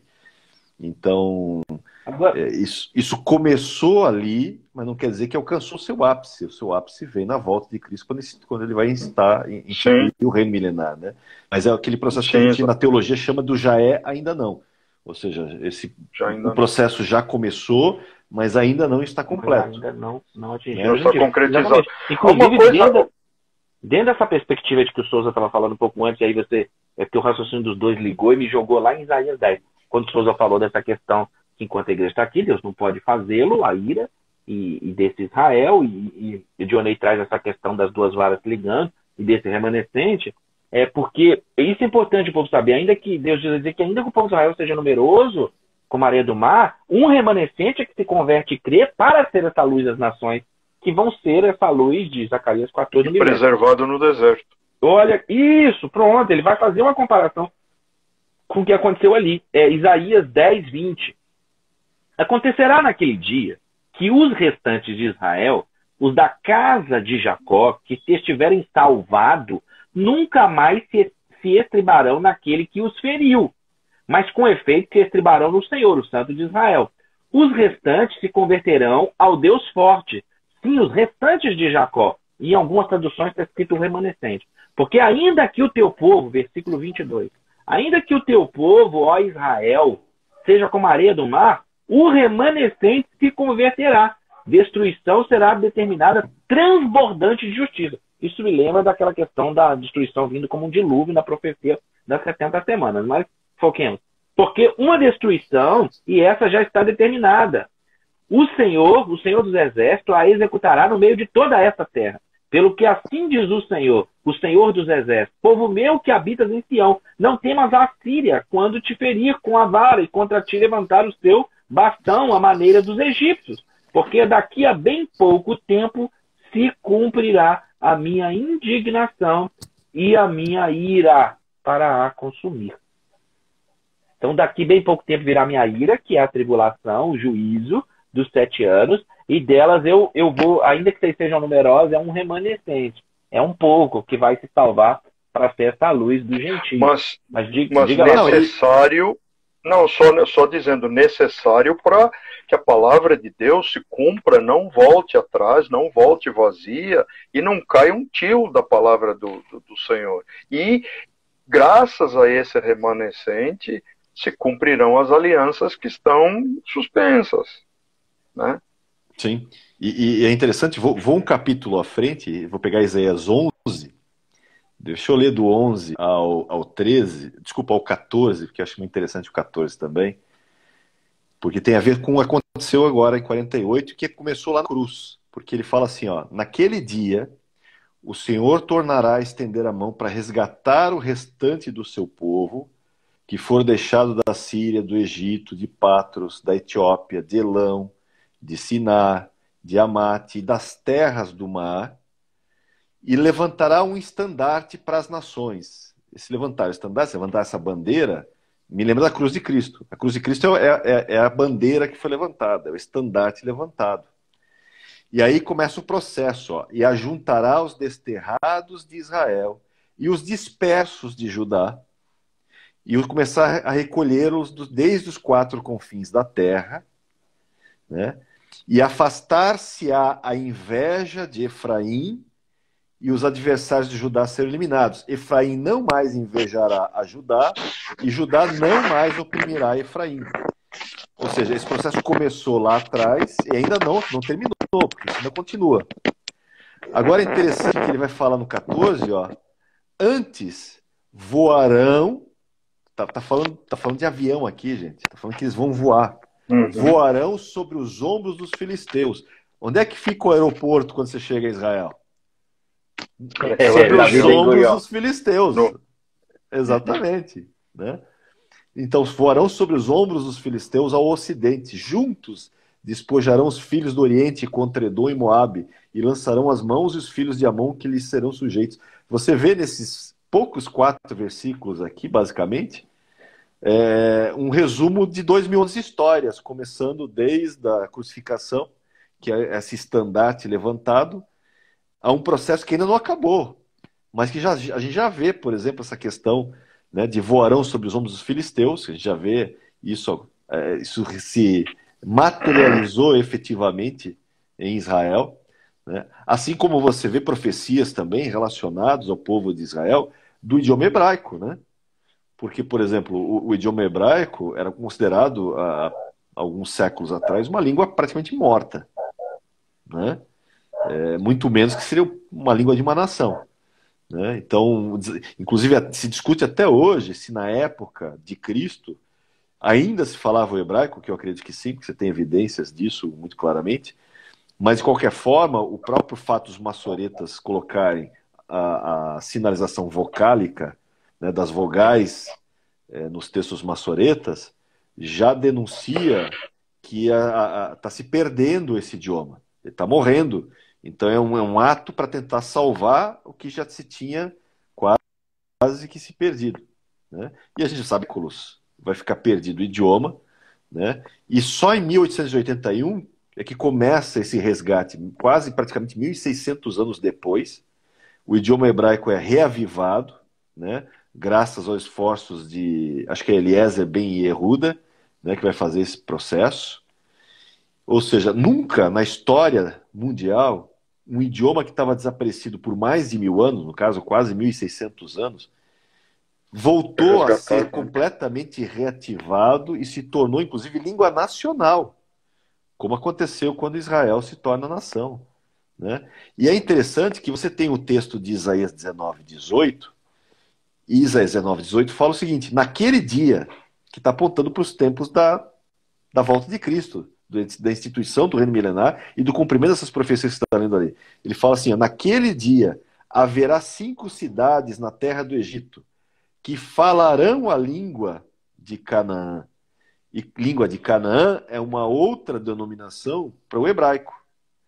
Ou seja, o texto está dizendo que no fim dos tempos existiriam locais, povos, cidades que falariam novamente o idioma hebraico, que é o que a gente já vê acontecendo hoje. E tanto que Sofonias vai dizer que Deus vai dar essa língua pura aos povos para a entrada do milênio. Então a raiz dela está por aí, né? Ela está preservada. E aí, Johnny, quando o Isaías que você citou antes, que é o 11, eu queria te pedir se você pudesse ler para nós o 15 e 16. Ô Souza, olha só essa coisa.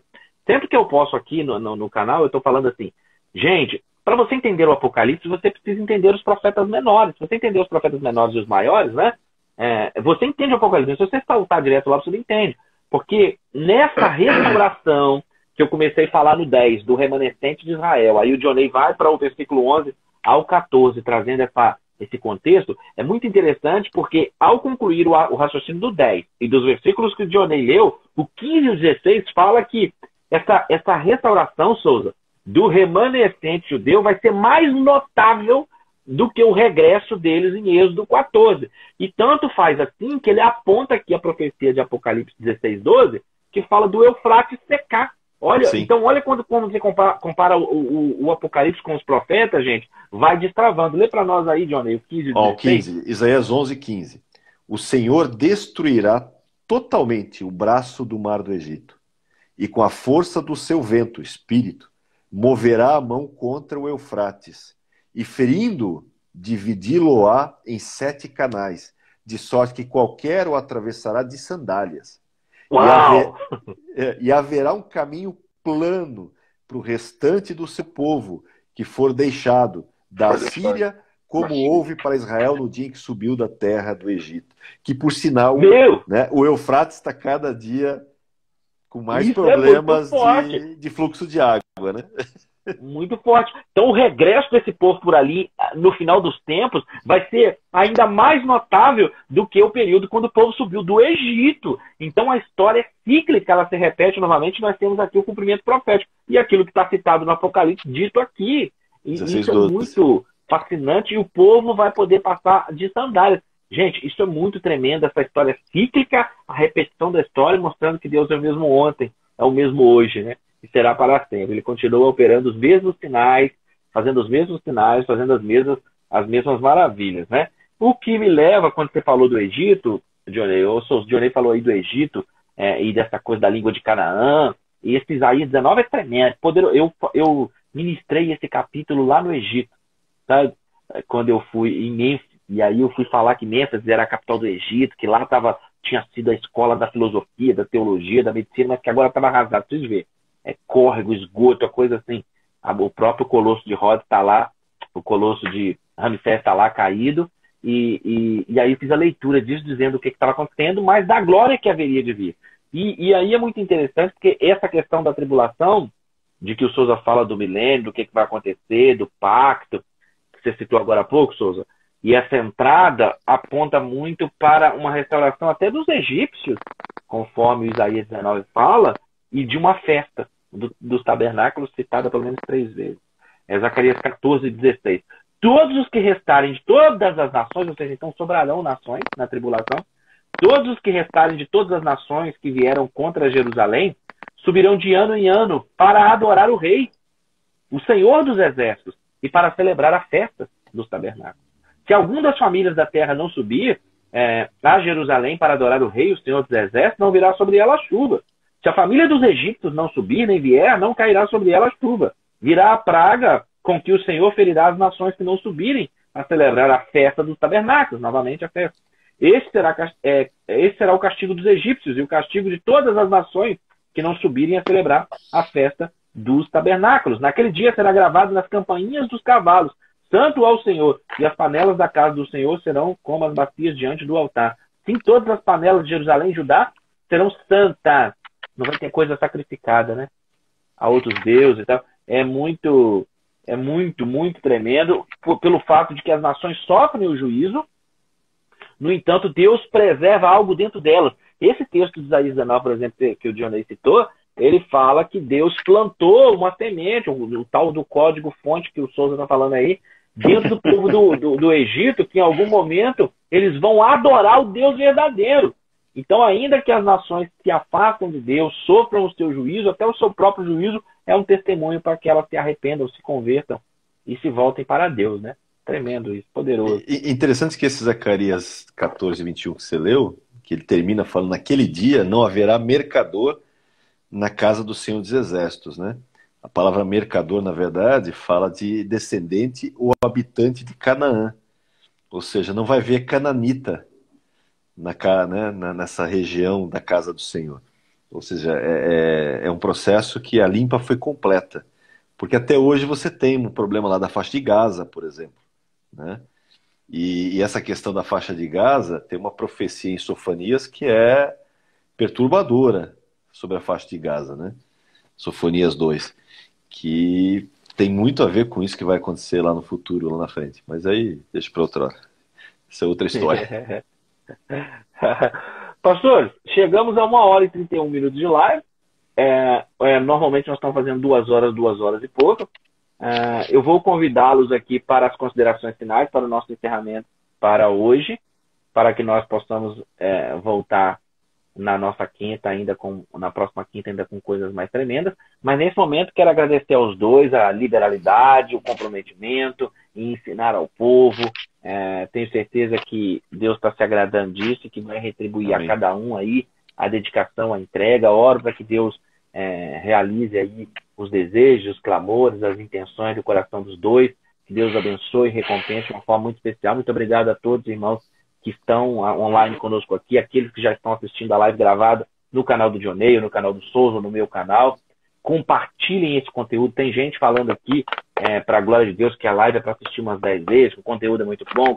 É isso aí que nós estamos querendo fazer, que o povo seja abençoado, compreenda e entenda no tema de hoje, teologia da substituição para a escatologia, que é uma chave de interpretação. Se vocês estão vendo diante da exposição que Souza fez, que o Dionei fez, que eu fiz aqui, que olha como que você ignora muitos textos bíblicos para poder andar atrás da teologia da substituição. É rejeitar as escrituras.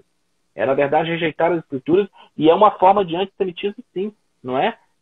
Porque o próprio Messias vai voltar para sentar no trono de Davi e reinar na casa de Jacó. Então, muito obrigado aos dois, muito obrigado a todos. Com vocês aí, suas considerações. Eu vou fechar com um texto que Paulo usou muito, muito bem, e que é Romanos 11, para lembrar justamente a nós de não cometer essa bobagem. Abri esse texto aqui agora. Então, vou... É do Espírito. Eu vou falar por nós dois, então.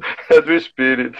Porque é o texto que simplesmente é uma marreta, digamos assim, nesse tipo de teologia, né, que descarta Israel. Porque ele mesmo, no versículo 17, primeiro já começa a falar o seguinte, olha, se porém alguns dos ramos foram quebrados, e tu, que estou falando de nós, né, sendo oliveira brava, foste enxertado no meio deles, e te tornaste participante da raiz e da seiva da oliveira, que aponta para Cristo, né? Então não te glorie. E a gente, quando fala de teologia da substituição, que ela é satânica mesmo, porque ela é uma forma de orgulho, e é uma forma de querer se gloriar sobre a oliveira natural. Então o texto deixa muito claro, não te glories contra os ramos. Porém, se te gloriares, sabe que não és tu que sustentas a raiz, mas a raiz a ti. E dirá, pois, alguns ramos foram quebrados, para que eu fosse enxertado. É verdade. Pela sua incredulidade é que eles foram quebrados. Mas tu, porém, mediante a fé, ou seja, eles foram incrédulos, mas nós fomos crédulos, e por causa da credulidade, estamos firmes. Só que não te ensoberbeça, não fique orgulhoso, não fique arrogante. Muito pelo contrário, tenha temor, né? Tema. Porque se Deus não poupou os ramos naturais, também não te poupará. Considerai, pois, a bondade e a severidade de Deus. Para com os que caíram, esses que foram quebrados, severidade. mas para conosco, para contigo, a bondade de Deus. Se, e aí é um grande se que as pessoas costumam esquecer, né? Por isso que eu não sou partidário de uma vez salvo, sempre salvo, né? Não, vários textos são contra, esse é um deles. Ele fala, olha, se nela permaneceres doutra sorte, também tu serás, ó, cortado, que é o termo, né? Ninguém perde salvação, porque ela não te pertence, ela te foi dada. Por isso que você pode ser cortado, o termo, né? Você não perde a salvação, você pode ser cortado, como foram cortados os outros, né? Então, e vale lembrar, né? Eles também, se não permanecer na incredulidade, que é o que a gente já discutiu aqui do tempo de angústia de Jacó e outros ademais, ou seja, quando eles creem, é tirado deles também o véu, né? E aí eles são novamente enxertados, pois Deus é poderoso para enxertá-los, né, de novo. Então, se foste cortado daqui por natureza da oliveira brava, e contra a natureza você foi enxertado na boa oliveira, que é Cristo, né? Quanto mais não serão enxertados eles, que já eram da oliveira natural, na sua própria oliveira, aqueles que são os ramos naturais. Então, gente, Paulo já deixou muito claro, teologia da substituição é só para quem ficou arrogante, soberbo, e esqueceu, né, do sentido do texto. Esqueceu o temor, porque o texto diz, não se ensoberbeça, mas teme. Esse pessoal não tem temor, perdeu o temor, ficou soberbo, ficou arrogante. Cuidado, hein? Pode ser, ó, cortado. Essa é a minha consideração. Pode ser cortado.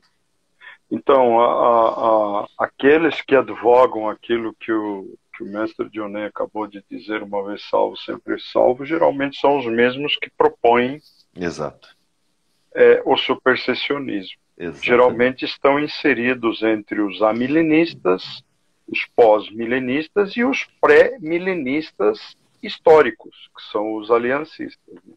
E eu vou dizer, o texto, gostemos ou não, gostem eles ou não, o texto deixa claro que acabaram se tornando soberbos. E lembra, exatamente, soberba precede a ruína. Por isso que eu sempre pergunto, quando me mandam perguntas dessa natureza, eu respondo com outra pergunta. O que dizem as Escrituras? O que dizem as Escrituras. Então, eu vou voltar a alguns versículos, porque já que nós estamos tentando fechar no nosso cômputo final, fazer uma síntese daquilo que nós falamos, caminhamos, navegamos pela palavra, e obviamente que nós não pegamos nem, sei lá, 2% do que a gente poderia ter pego para mostrar que Israel está sim nos planos de Deus. Eu vejo um texto que eu quero fazer coro com aquilo que o Dionei falou, e depois uma marretada que Paulo dá também. E aí o versículo 8 do próprio Romanos 11 diz: Deus lhes deu um espírito de profundo sono, olhos para não verem e ouvidos para não ouvirem até o dia de hoje. Esse dia de hoje vai ser até o dia que é o limiar da história para Deus voltar a tratar com Israel. Mas eu acho a abertura, exatamente, o cumprimento do tempo dos gentios.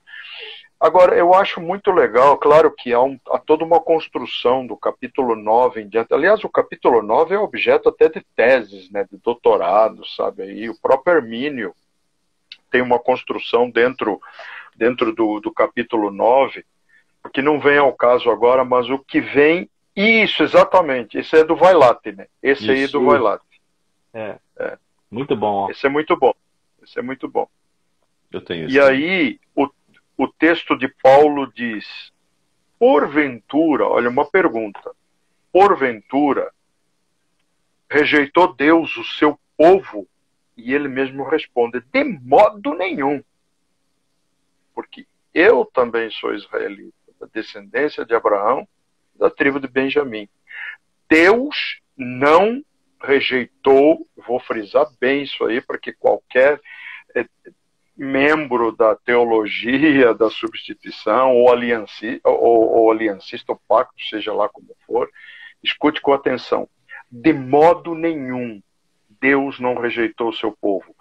Deus não rejeitou o seu povo que antes conheceu. Ou não sabeis o que a Escritura diz de Elias, como fala a Deus contra Israel, dizendo: Senhor, mataram teus profetas, derrubaram teus altares, e só eu fiquei e busco a minha alma. Quer dizer, há uma construção aí, mas esses dois primeiros versículos, eles deixam muito claro, e Paulo dá uma ênfase muito grande, e tenho certeza que nesse momento Paulo não estava falando no seu aspecto sossegado. Conhecendo Paulo e sendo ele colérico, esse de modo nenhum deve ter sido um berro. Sim. Deve ter sido um berro. Tá? Ou seja, cuidado. E depois aquilo que o mestre Dionei falou, cuidado, gente, cuidado. Cuidado com a soberba, cuidado com uma série de questões aí, porque talvez, eu faço um apelo aos nossos irmãos. Você esteja sendo um instrumento para os desígnios de Satanás e não de Deus. Porque veja bem, se tem alguém que tem o desejo de exterminar o povo de Deus da face da terra, é exatamente Satanás. Por quê? Eu particularmente eu vejo a volta de Jesus, estou falando da volta, parousia, a epifânia, a manifestação gloriosa, para o seu povo Israel. Porque a igreja já está com ele. Então Deus, teoricamente, não precisaria retornar a esta terra. Aí, não havendo Israel para Deus retornar, o Satanás reinaria belo e formoso, quer dizer, belo no sentido, na acepção pior da palavra, né? Bem... E aí ele reinaria belo e formoso. Deus voltaria para quê? Porque já não teria mais povo, mas Deus não permitirá jamais, mas jamais, que o seu povo seja exterminado. Até porque as promessas não permitem isso, né? As promessas justamente impelem isso, que isso não aconteça, né? Exatamente. E a palavra do nosso Deus é a palavra do nosso Deus. Nós temos, né, Dionei, Rodrigo, nós temos esse amor, essa consideração, esse respeito e essa fé de que essa palavra é verdade absoluta para nós. Amém. Nós temos isso, convicção sobre isso. Então não vamos abrir jamais mão disso. E vamos continuar. Eles merecendo ou não, gente, essa é outra história. Essa é outra história. Não é assunto nosso.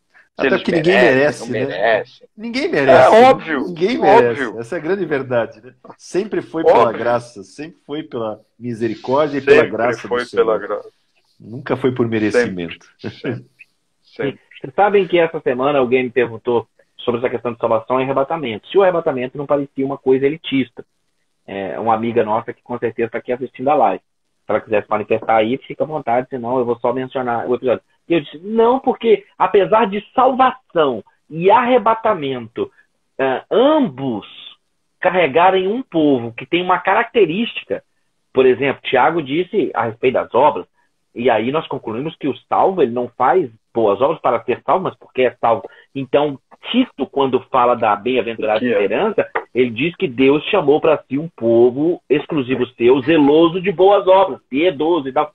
Então, o grupo que é salvo, o grupo que vai ser arrebatado, ele tem características, sim, de renúncia, de entrega, de consagração, mas a salvação e o arrebatamento são um ato da graça de Deus, um favor não merecido, não é questão de mérito. Salvação e arrebatamento não são questão de mérito, apesar de um salvo e alguém arrebatado carregar em si características que mostram que realmente ele está vivendo diferenciado, não por ser elitizado, mas porque ele se reconhece o menor de todos. Ele por ter muito conhecimento de Deus, e não um conhecimento frio, academicista, mas por ter um conhecimento de Deus, ele sabe que o quanto mais ele sabe, menos ele sabe, e há um grande reconhecimento de que ele é um perdido e precisa da graça salvadora. Eu vou usar a mulher lá, né? Quando Jesus fala, a quem muito foi perdoado, muito ama. Né? E quando você tem essa percepção de quem você era, como Paulo quando diz dos pecadores, eu era o principal, né? Ou o primeiro, dependendo da tradução que você queira, você começa a perceber, na verdade, que todos nós fomos muito perdoados. O problema é que muitos não percebem essa grandeza desse perdão, por isso que amam menos. Porque quanto mais você tem essa percepção de quanto você é perdoado, você ama mais. E quem ama muito, obedece. Aí volta lá para João 14, né? Aquele que me ama, obedece os meus mandamentos. Né? Então, essa questão das obras que seguem, essa obediência, que também está relacionado a isso, né? Nada mais é do que a expressão desse amor, porque nós reconhecemos que a graça nos alcançou de tal maneira, de tal profundidade, com tamanha intensidade de perdão, que não tem outra forma de retornar isso a não ser num amor cada vez maior, maior, maior, a ponto de amar e obedecer de forma parecida com Cristo, né? A exemplo de Cristo.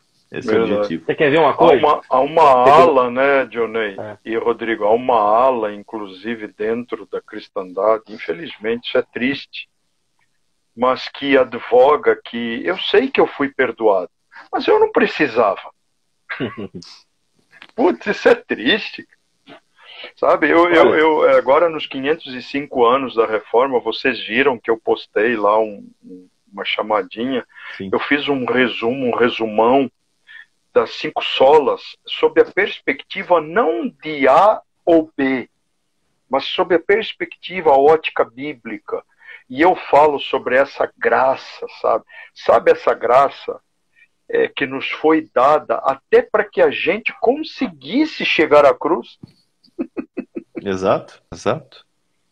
Pô, exato. Sabe, não é uma graça incondicional ou irresistível, não, é uma graça que está ali disponível, mas o ser humano ainda assim consegue travar diante dessa porta aberta. E é isso uma das coisas que nos entristecem bastante, né?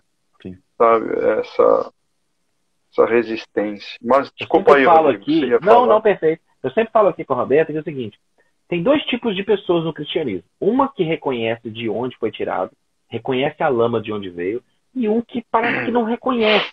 E que diante do pecado alheio, o que reconhece de onde foi tirado, que reconhece a lama, ele sabe que precisa ter a palavra de juízo contra o pecado, a palavra de denúncia, e que precisa falar, mas ele o faz com misericórdia, né? Ele o faz com aquela... Eu sei da lama de onde eu vi. Olha, fulano, você está na lama, mas eu sei da lama de onde eu vi. Eu não vou te julgar, porque é você que sabe as razões e quais foram as emoções que te levaram para esse lugar. Mas olha, filho, você precisa voltar. Agora, aquele que não reconhece de onde foi tirado, que não reconhece, você fez tal, aquela coisa toda, né? Sem pensar que quando tem um dedo, você está apontando um dedo para o outro, tem 3 apontados para você. Então, tem 2 pessoas com postura. Quem veio do lamaçal, mas reconhece de onde foi tirado, ele precisa ter a palavra de denúncia contra o pecado, mas ele faz com misericórdia. Não é sendo condescendente e dizendo, não, e tal, passando a mão no pecado. Não é isso na cabeça da coisa. Não é isso. Mas falando com as pessoas com misericórdia. Porque cada um, permitam-me, por favor, pegar emprestado a letra lá do poeta, cada um sabe a dor e a alegria de ser o que é. Cada um que sabe como é que chegou aqui. Cada um de nós tem dores, tem traumas, tem coisas que nos fizeram chegar até aqui gemendo e que só essa pessoa e Deus sabem. Então, tem uma palavra, por causa de quando eu fiz a psicanálise, eu me liguei muito ali nas falas do amigo do Freud, que ele dizia o seguinte, saiba todas as ciências, todas as teses, todas as teorias, mas ao tocar uma alma humana, seja somente outra alma humana. Então, é preciso Carl Jung, isso aí. É preciso que a gente tenha misericórdia aí ao tratar com os outros. E só uma pessoa que ainda não reconheceu de onde foi tirada é que vai com tanta frieza no pecado, no tropeço do outro e o agride com tanta dor. Mas feita essa consideração, eu devolvo para vocês aí para as considerações finais. Não, é mais... Olha que a gente vai longe nessas considerações finais. Só para reiterar a nossa pequenez e essa necessidade de humildade para não se ensoberbecer, às vezes com doutrinas perigosas como essa da substituição.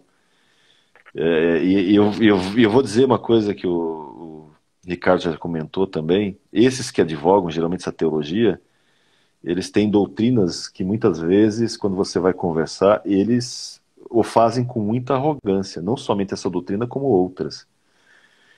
O que volta novamente ao que Paulo diz em Romanos 11, olha, não se ensoberbeça, mas teme. Então falta temor quando a gente não reconhece essa questão de Israel, né, de quem nós somos, de quem nós éramos, de quem Deus é, e se somos algo é porque Ele fez, não é porque nós fizemos nesse sentido. Não tínhamos como de nós mesmos, né? E nem temos, e nunca faremos sem Ele, né? Porque sem Ele nada podemos fazer. Então, não dá para ficar soberbo, que daí é loucura, gente. Loucura. Loucura. É forte. Souza, meu amigo, suas considerações finais, sua oração. Minha palavra final. Verdade. Concordo. Amém. Olha, eu conheço a gente, viu? Eu conheço a gente. Eu conheço, já sabe, nós três, nós somos perigosos com a questão do tempo, né? É verdade.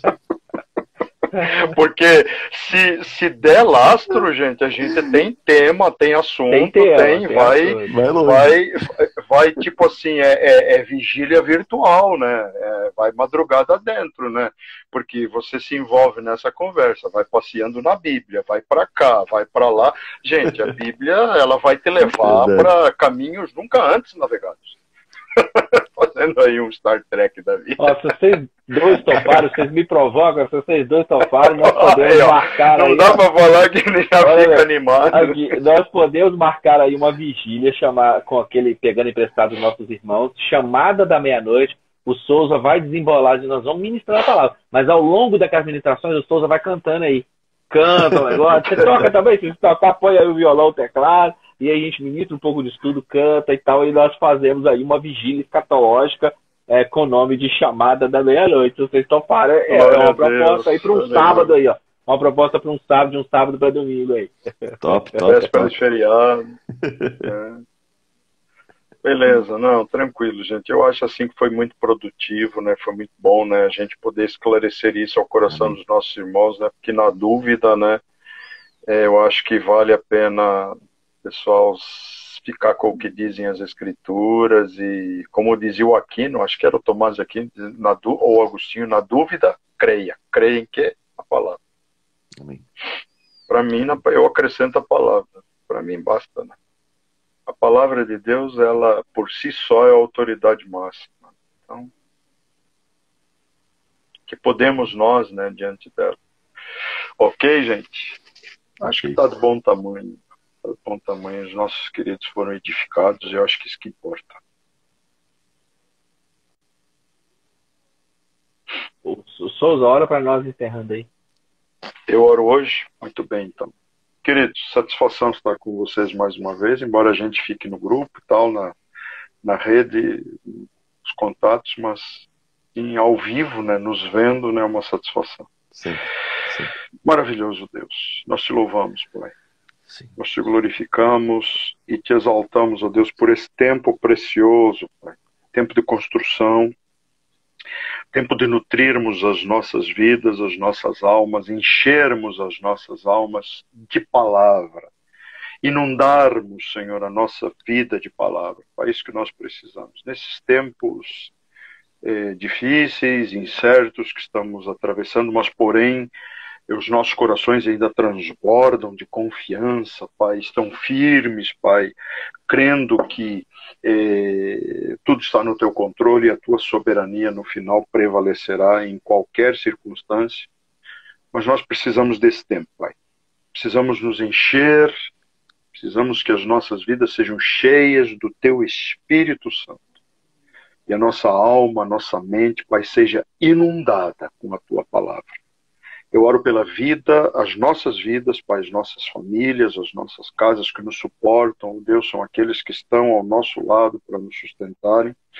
E oro também pela vida dos nossos queridos irmãos, irmãs, ó Deus, que nos ouvem, que nos ouvirão mais tarde, ó Deus, que estarão conosco, Pai. Que o Senhor também os inunde com a sua presença, Pai, que eles buscam, Pai, ser transbordantes, Pai, no teu Espírito, Pai. mas também, Pai, no alimento espiritual que é a Tua palavra. Hoje é um dia especial em que eu oro por esse motivo, porque eu preciso disso.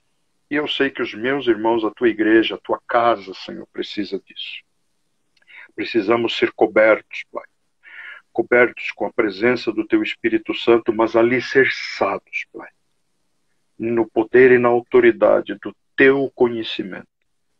Obrigado, Deus. Obrigado, Pai, porque até aqui o Senhor nos ajudou, até que o Senhor nos impulsionou. E eu oro, Pai, diante de tudo que nós estamos passando, Deus, que o Senhor dê temor, Pai, sabedoria ao Teu povo que está em luta, que está em batalha espiritual, Deus, contra principados, potestades, espíritos que operam neste mundo tenebroso.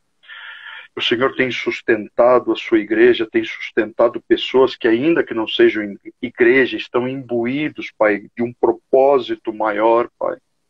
Mas há aqueles, ó Deus, que têm convicção e têm conhecimento da Tua palavra, que o Senhor dê a eles um temor, temor santo, temor genuíno, Pai, mas um temor que os fortaleça. Mas diante de toda a impiedade, Pai, que o Senhor cumpra os seus desígnios e a sua justiça, Pai. E que esses corações, ó Deus, tremam, Pai, diante da Tua presença, diante da possibilidade sequer, Pai, de que haja um juízo sobre a vida dessas pessoas. Deus, estamos orando e o Senhor sabe, Pai, o direcionamento da nossa oração, Pai, para que o Teu povo, a Tua nação santa, o Teu povo adquirido, Pai, tenha tempo, Pai, de continuar manifestando o Teu amor aos povos e às nações, ó Deus, e que possamos ser ainda uma fábrica, Pai, de envio, Pai, de missionários às nações. Que haja o avivamento que a gente tanto espera, ó Deus, e que sabemos que virá pessoalmente, individualmente, na vida de um, na vida do outro. Nós temos plena convicção, Pai, que o Teu Espírito, a Tua presença, o Senhor tem se mostrado, o Senhor tem se revelado. E nós estamos nesse tempo, nessa época, em que haverão sonhos, haverão visões, os jovens os terão, os velhos os terão, e nós vemos que isso vem acontecendo em várias partes do mundo. Deus, continue transbordando a Tua presença e a Tua majestade sobre esta terra. Terra que, aliás, é sua, que, aliás, lhe pertence, ó Pai. Obrigado, Deus, por esse tempo. Obrigado, Pai, porque o Senhor continuará nos dando suporte, Pai, e o sustento necessário espiritual para as nossas vidas e também o sustento material, Pai. Entregamos os dias que estão para vir aí pela nossa frente nas Tuas mãos e que se cumpra a Tua vontade acima de tudo, Pai. Por isso nós oramos e agradecemos, ó Deus, em nome de Jesus. Em nome de Jesus. Amém. Amém. Glória a Deus. Muito obrigado, meus Amém, queridos. queridos. Deus abençoe a todos. Um beijo. Até logo mais, pessoal. Tchau, tchau. Tchau, gente.